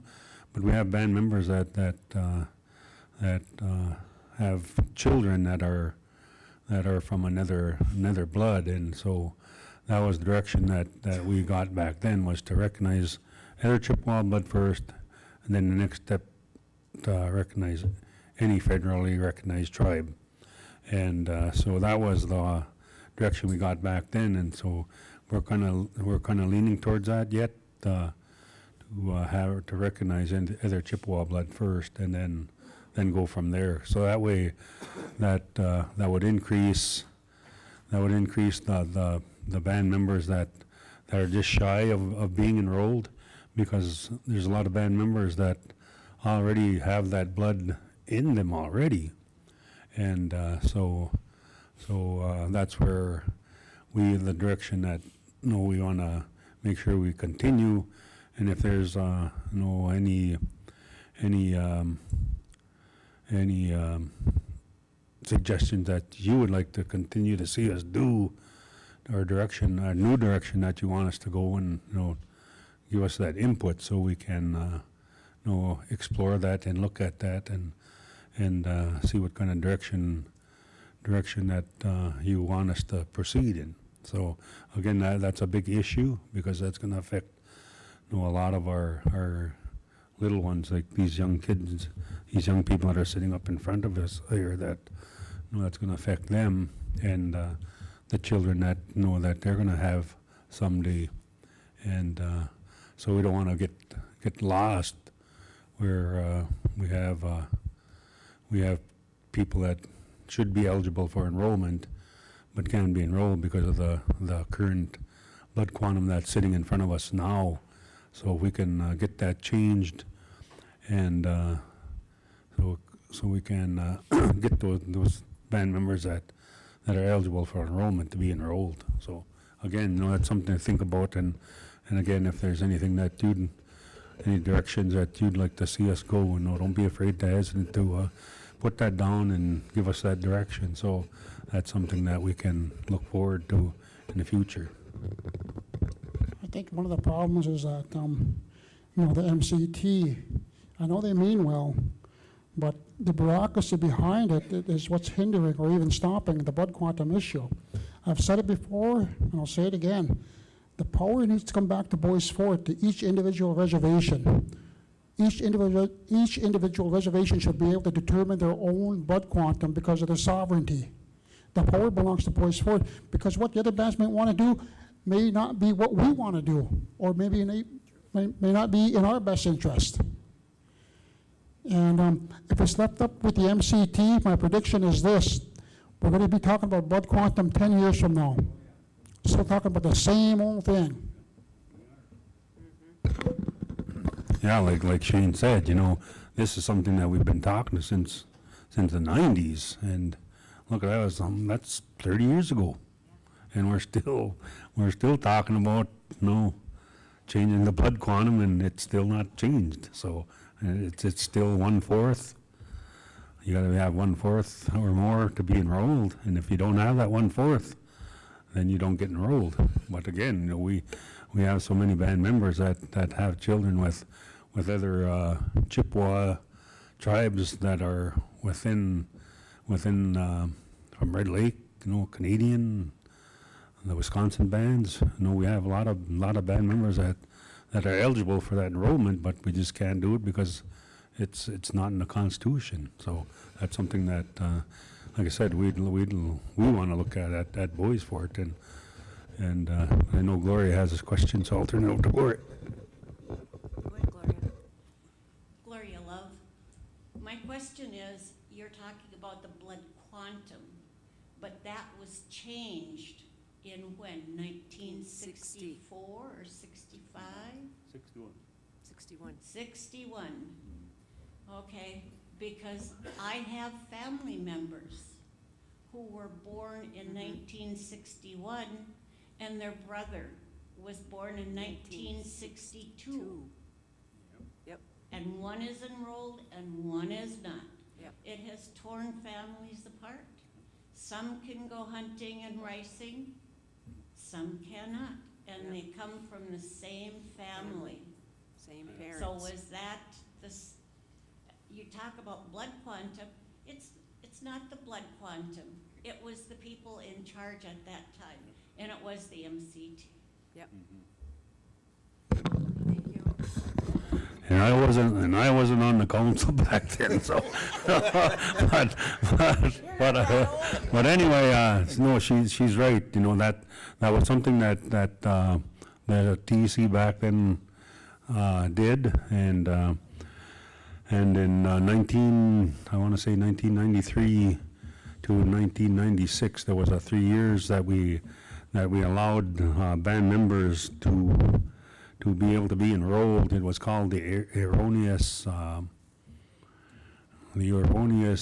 error resolution that we passed back then, and what it was to allow those band members that were born before 1961 that were eligible to be enrolled, that were less than 1/8 could be enrolled, and so they were eligible to be enrolled at that time, and we had a number of band members from Bois Forte that fit into that category, but anybody that was born after 61 was not eligible, and so that was something that took place at that time, that the TEC had taken, back then, and so that was the law that they passed back then, and so now, like you said, it tears family apart, and because that there's brothers and sisters that the older ones are enrolled, but the younger ones missed it. So, but again, I'll let Dan say a few words. Dan Milbridge, your Health and Human Services Director. I am the poster child for the non-enrolled Bois Forte member, where my brother and sister are enrolled and I'm not.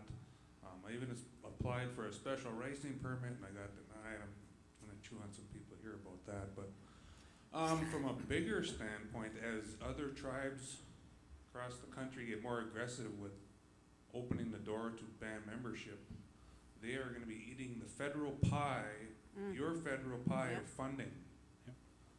So that's one thing to think about, is because it's all based on head count and band membership. Yep. So as MCT holds the reins tight, funding for healthcare is going to diminish in time. So that's the point I wanted to make. Because I know that was one of the questions that was brought up. They say that we have strength in numbers, but the numbers may increase, but the funding does not increase. So what happens is when we get more band members, that's less of the pie that they're going to be able to eat from. So that could be because of the dollars that we get from the federal government, that they won't increase that. And that's one thing that history has done, is that the federal government, it was, in the treaties that were signed with the United States, they were supposed to take care of the Indian people, and they took thousands and thousands of acres, millions and millions of acres from all the tribes across the United States, and they got what they wanted, but in return they didn't give back what they promised. So they were promising, and they just broke the treaties, and so that's something that Dan is right. We're sure we'll increase their numbers, but the dollars are not going to increase. It's just something that we're going to have to. That's going to, like I said, the best way I can explain it is the slice of the pie is going to get smaller. That's all I can say. Well, the plan from the feds always was and still is extermination. Yep. Yep. Jerome. He's got a point there. I just thought of something here too, and this is fact. Did any of you ever realize how a lot of the people in Michigan look the way they do? No, hey, I'm okay. I can speak. I can speak.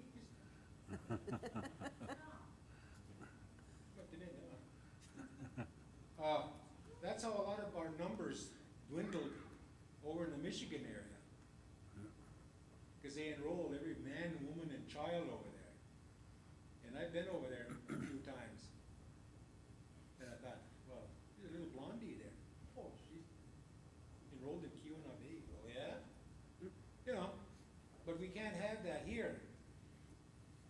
once we started, again, like Dave, I know what you're saying, and because I remember that. The Minnesota Chippewa tribe was always trying to decide who and how, when we enroll people. And that's always gonna be an issue until we say, hey, that's enough. If you remember, back in the day, we were talking about getting out of the tribe. That caused a big rift because they're taking a lot of funding from Bois Forte here to survive. That's a fact. But then that kind of quieted down once we eased up on the enrollment issues and the blood quantum. Then it flared up again. But it's always the tribe that has something to say about how and when we should enroll. And I can understand Gloria's family of going through it, because I heard some of them stories that, what you were talking about. And life is so unfair. But that's something that we have to deal with. And I would suggest that we keep the blood quantum where it is at Nett Lake here. I'm sorry if you missed the boat, but we gotta make concessions, and we've been doing that for a long time to try and take care of everybody and keep our blood enrollments strong as it is, because that's our funding process here. And that would be my suggestion, is to try and hold on with some little tweaks along the way. That's gonna hopefully suit everybody, because not everybody's gonna be satisfied. That's just a fact of life. That's just the way we are as people. There's always someone that's gonna find a niche to bellyache about. So I would just say, my standpoint is just to hang on to what we have now, with some minor twitches along the way, because it's gonna come up.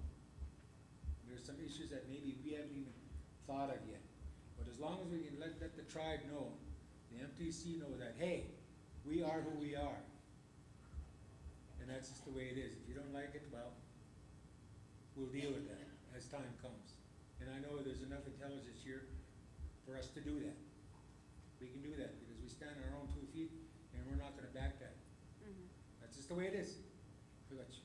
Miigwech.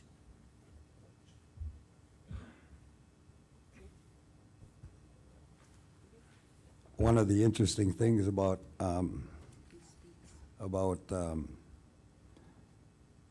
blood quantum is I took a American Indian Histories class in college, and how they got blood quantum was they used to measure your scalp,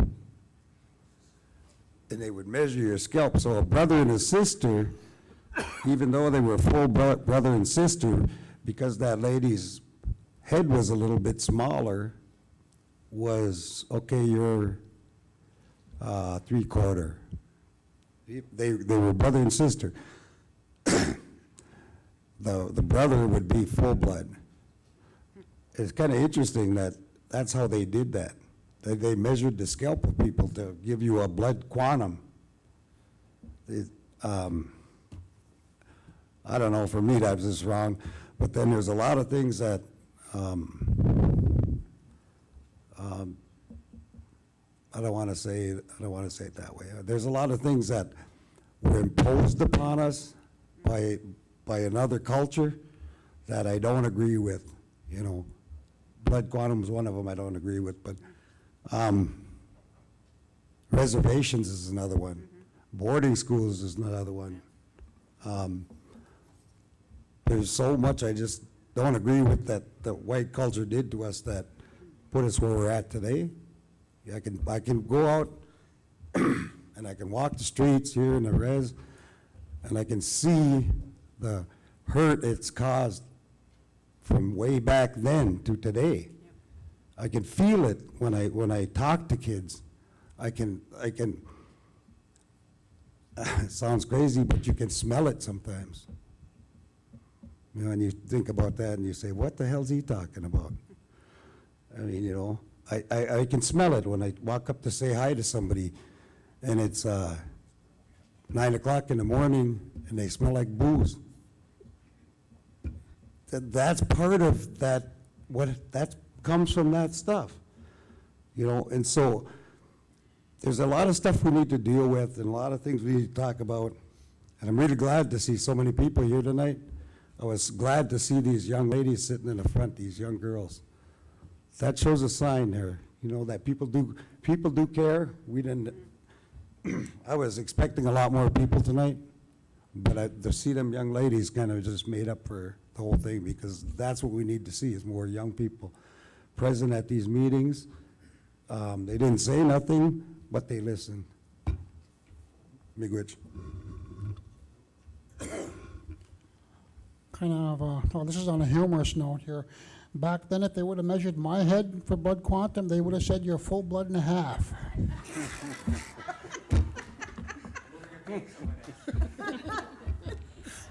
I just have to say that, sorry. They would have said SpongeBob. On that note. Yeah, I just wanted to give a little note on that we as a reservation, or you as a reservation RTG, to really listen to yourselves and what you want to do about blood quantum, or any ideas that these outside people come and tell you. Because my grandmother, when she went away to boarding school, she must have been like 5 years old or 4. And she remembers that she celebrated her birthday in the spring, but they gave her a birthday in October, and she had to stay with that. So that's something that they did to her when she went to school. Thank you. Thank you.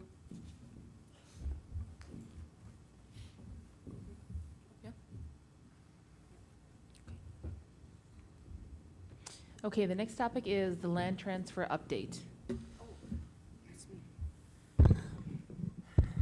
The land transfer update, talking about the MCT, currently the Tribal Executive Committee passed a resolution directing our lobbyists for each of the bands to get together and draft legislation to transfer the MCT lands back to the individual tribes. So for Bois Forte, I know all the land around the lake and on various parts of the reservation are titled in MCT land, as MCT. But what we're trying to do now is change that title. That's all we're trying to do, is change the title. We're already managing those lands. The tribes already have the authority to manage the land, the MCT lands, but we don't have the title to the land. The BIA could not transfer that title, so they say, so now we have to go with legislation to get it changed. And Pete Stauber is willing to take that bill, and we're trying to get, what's that guy? Colin Peterson to also co-author with that bill. And so basically, the resolution's been passed. There has been some opposition from other MCT tribal members with regards to that. So at our last TEC meeting, we added an opt-out clause. So right now, the resolution is passed to go forward with legislation that will be presented in January to get the MCT lands title transferred back to the bands. I think it's over 31,000 acres for Bois Forte. And then with the opt-out clause now added, White Earth, for example, had some concerns. Their membership, they have 40,000 members in White Earth versus our 3,500. It boils down to large tribe, small tribe, whatever. And so if they don't want to do the land title transfer like we're pursuing, they can opt out and do it at a different time. But it is going to go forth, and so we're looking for our legislators and senators and Congress people to bring this bill forward so we can get our land transfer done. And this has been a project with the MCT for many years. And so hopefully it's one that will come to an end and we'll be rightfully getting our land back. So just an FYI update on that. Set? Okay. And the last thing on the agenda is an update on the 15-year Fortune Bay financial report. That's you again. Okay, basically, what tribal membership, what Bois Forte tribal members have been saying is, what happened to the money that the Fortune Bay gave the tribal government? And so finally, it's in print right now. This is a draft. This isn't the color. I don't like the color. This is the 15-year report. It's actually from October 1, 2013 to September 30, 2018. And in here, huh? Oh, 2003, I'm sorry, excuse me, October 1, 2000, oh, it's been a long day. October 1, 2003, thank you, Gloria, to September 30, 2018. So basically, and this is just the draft, but it lists every program that received funding, and it starts with the years across the top here, and there's a grand total at the end. It also lists, it also lists the businesses. We also have the Nett Lake C store under businesses, Power Rain, Tim Hortons, WLY, Y Store Lube Center, under those years also. And then we also have the Lake Restoration Aquarius Systems that was paid for. But this is the funding that's gone over to the tribal government. And then if you do want a more detailed report, because there is a binder that's put together that breaks down all these numbers, because they're basically generalized as a lump sum. You can request that in writing to Dave Morrison Sr., and you can view that report at the tribal government building once you sign the non-disclosure. Thank you, everybody. But we're hoping to get these out soon, and what we're going to do is we're going to be giving some to the urban offices to distribute. We'll be also getting some to the communities here to distribute. We will be mailing the out-of-state tribal members' households. So you won't get this in the mail, but if you want one, let us know, we'll get it to you. If we have to mail it, we will. Mailing is a huge expense for us. It's very condensed. Our letter's on the back because the way the report is, our letter did have to go on the back. But we all signed it and agreed with it, and it took a lot of work. And then what we're going to do is we will be adding this to a yearly financial report now because we're caught up with this. So included in our yearly financial report now will be October 1, 2018 to September 30, 2019. But this is the 15 years of funding that we received from Fortune Bay, which totals, hang on, these pages are messed up. I believe it's 87 million during that time, total, that's been given to the tribal government from Fortune Bay.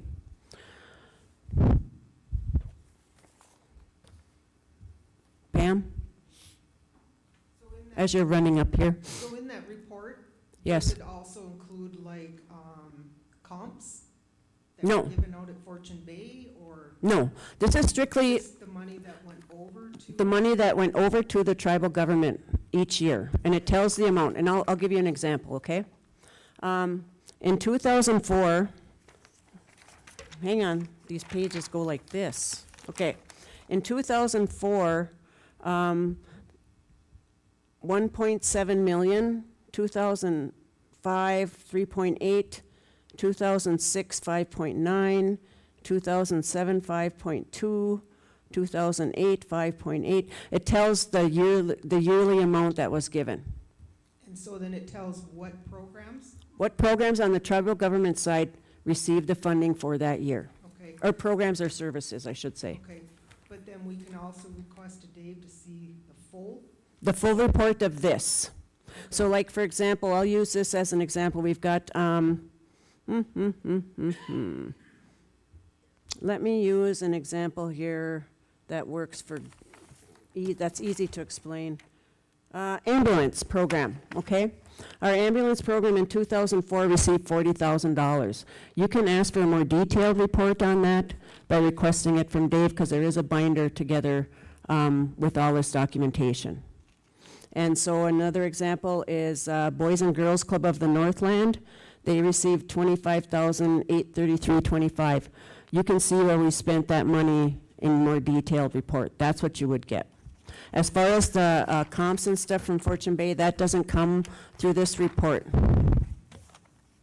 So if I remember correctly, at one time, it had been said that that's the kind of stuff that was going to be looked at. And so that the band members could see that? As far as the comps with regards to Fortune Bay? Like from past council members and, you know, when they were comping, like rooms, Mhm. food and stuff like that. Because I thought at one time they had mentioned that that was something that was gonna be put together and that the band members would be able to see that.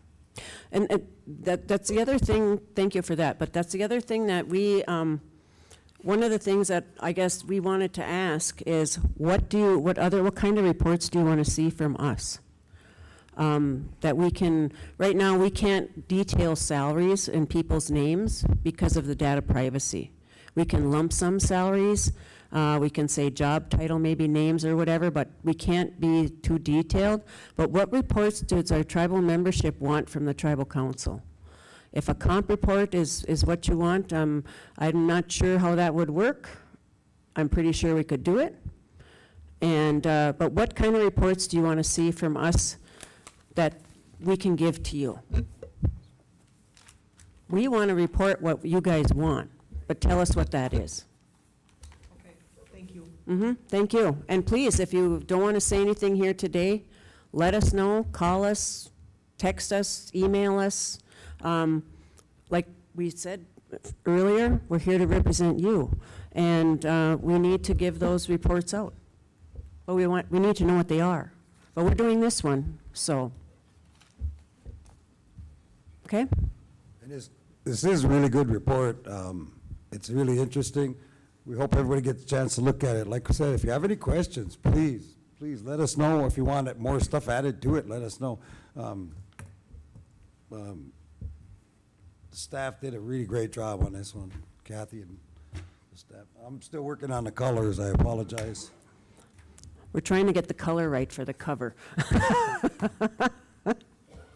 That's not what's holding it up, though.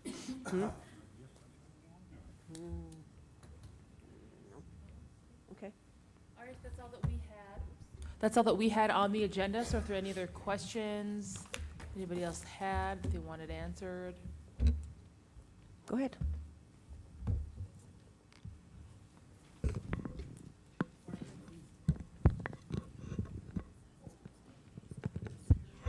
Questions. I'm curious, what about band members that were banned from Fortune Bay? Would they still be able to attend these meetings? When band members are banned from Fortune Bay, I believe they have to go before a committee within Fortune Bay to see about, because I know we've had requests about weddings that are held here or community events. I would suggest they write a letter to Fortune Bay with the event that they would want to attend, and they have a committee that handles that. Okay. Also, what about transportation? Offering transportation for band members like in Virginia or surrounding areas that if they wanted to attend? Well, I know that we've been having issues with our transit program, and I'm making a plug here. We need people to work because we're running into a shortage of drivers. So we've had to scale back some of our transit runs, and we've also are trying to recruit even employees that might want to pick up a second job in the evening to help with runs. So right now I would have to say we're limited because we don't have the drivers or the staff to do it. It might be something that could be looked at, but I'm not sure, or maybe something coordinated with AEOA, I don't know, but maybe we can talk with Jenny about that. Jenny Rowland, our transportation lady. Okay. Let's see. I also was wondering about, like business development programs for small businesses.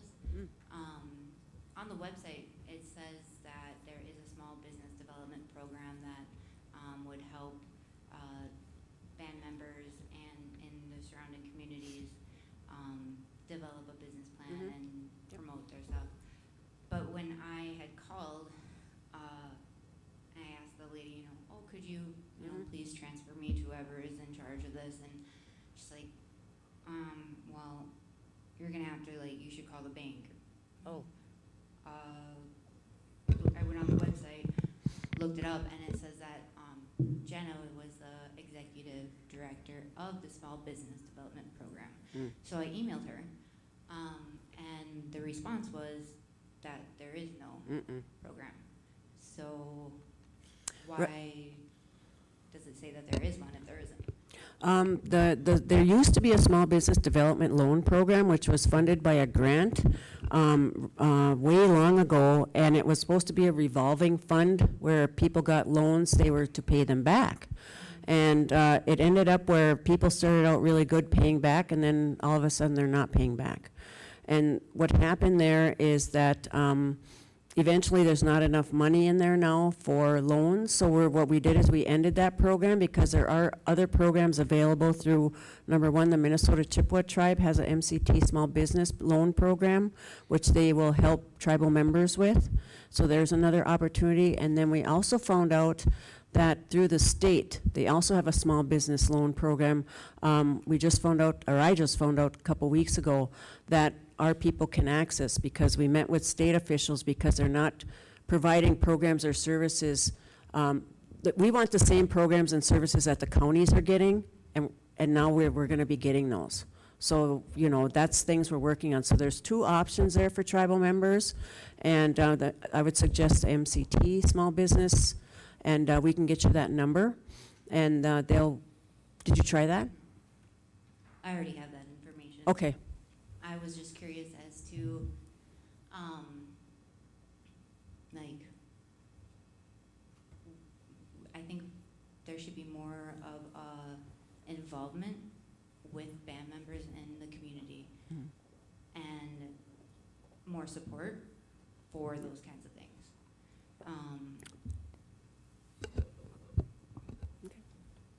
Okay. Hold on, let me look at my notes. Okay. Like a community center in Virginia, something for youth, creative outlets, music. I'm just gonna read what I have written. Oh, e-commerce, building an online website for local artists, having some sort of store where people can, a collective of, you know, and having that online as well too. I know I have like a lot of different notes on a lot of different subjects. So could you write us your notes and we can address them one by one with your crafts and native artwork?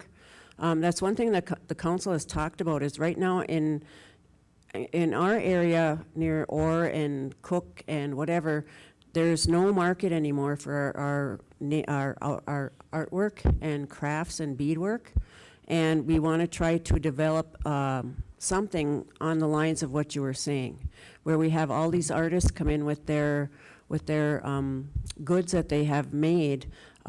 Here's an example just today. I was down in White Earth, and there were vendors outside, native vendors. They were selling ribbon skirts, they were selling beadwork, we don't have that type of ability to do that because our people are in Minneapolis, our people are in Duluth, our people are in rural areas, and how can we combine them together to get their stuff out for sale? We even want to do it within our own businesses itself. So we are looking at that. So it'd be nice to see your notes and some of the ideas you have. Thank you. Jerome.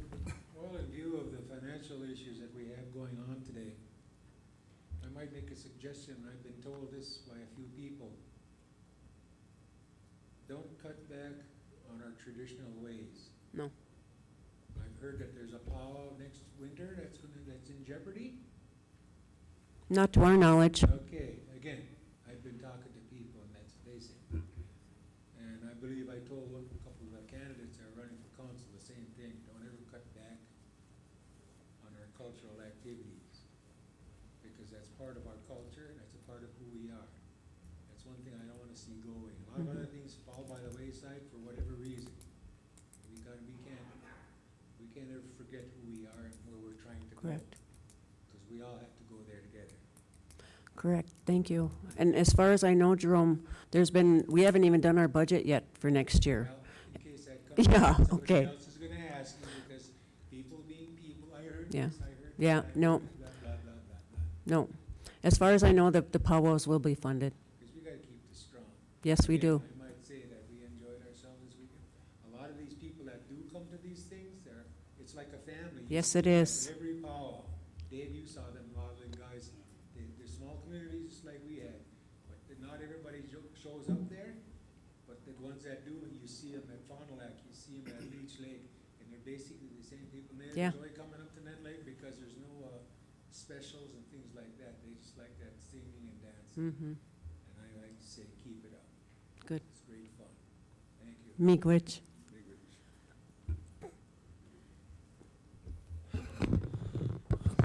Just one word on the powwows. I know that we're having trouble people serving on the powwow committee, and that's something that we'd like to see the band membership, stepping forward and helping out with that.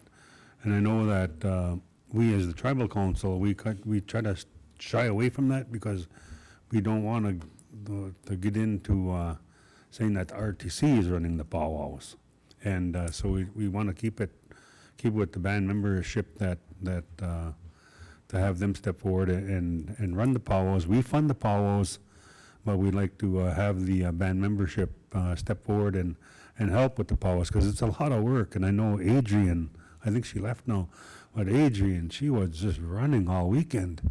And I know Louise has been on the powwow committees before, but it's a lot of hard work, because you gotta start planning, months ahead, and what you're going to be doing, and what people are going to be doing, because we do have security people that are working the powwow.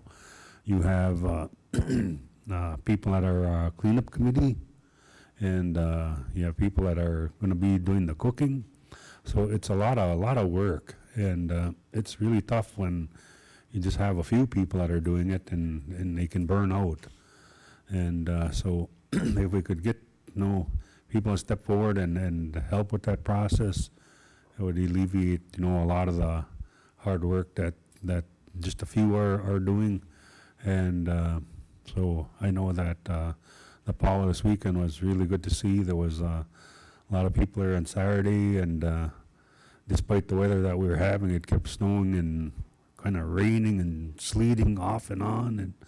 And I know I talked to a couple of people from Red Lake that showed up, and they said that when they came up Saturday morning to come to the powwow, that they were hitting slush, and their vehicle was kind of sliding around, and so it took them a while to get here because of the road conditions. But again, they made it, and they had a good time, and it was really fun to see all the they had 18 drums there, and that was a lot of drums for that showed up for the weekend, and and it was fun to see the people get out and dance and have a good time. As Jerome said, everybody it's like family when you haven't seen people from the last powwow, and so we'd appreciate if people could step forward and just help out. You don't have to help out every powwow. If we could even just have people that would not do the Sagi Bagadi's powwow,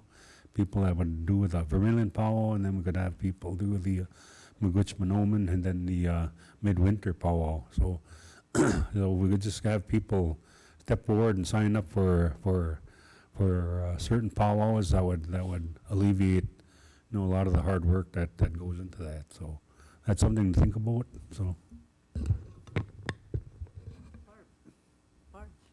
One of the things that I would like to see in conjunction with releasing the financial report is a revenue allocation plan, which is a requirement by IGRA.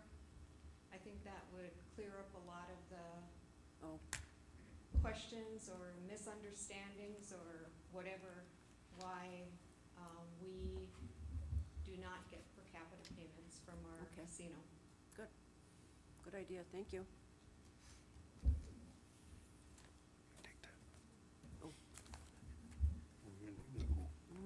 Oh, it's his. Thank you, Barb. Oh, so we're gonna go with The A group plan? Yeah. So the next community meeting is scheduled for January 7th in Nett Lake. There are surveys on the tables. I think we might have to grab pens though, Louise, if people need pens. Just quick, what you liked, what we can do better, what you'd like to see at the next one, that kind of thing. Closing comments from the council, anything? I just want to thank everybody for coming out tonight, and it was nice to see the numbers here. Sometimes when you have community meetings, and I know it was mentioned by a different tribal leader where they had a community meeting and they only had 3 people show up. And so I think our numbers were really great tonight, and I want to thank everybody, and I also want to thank everybody. We do live stream. You know, we are trying to get information out there to everybody about using technology in a way where band members can have access to us in a way. They can't interact right now, but at least they have an idea of what's going on, and a lot of tribes aren't even live streaming anything yet. So I'm really proud of our tribe for doing that. And I'm also proud of our people for attending the meetings, because we need to hear from you about what we need to do and ways we can improve, or what the ways were in the past. So, miigwech.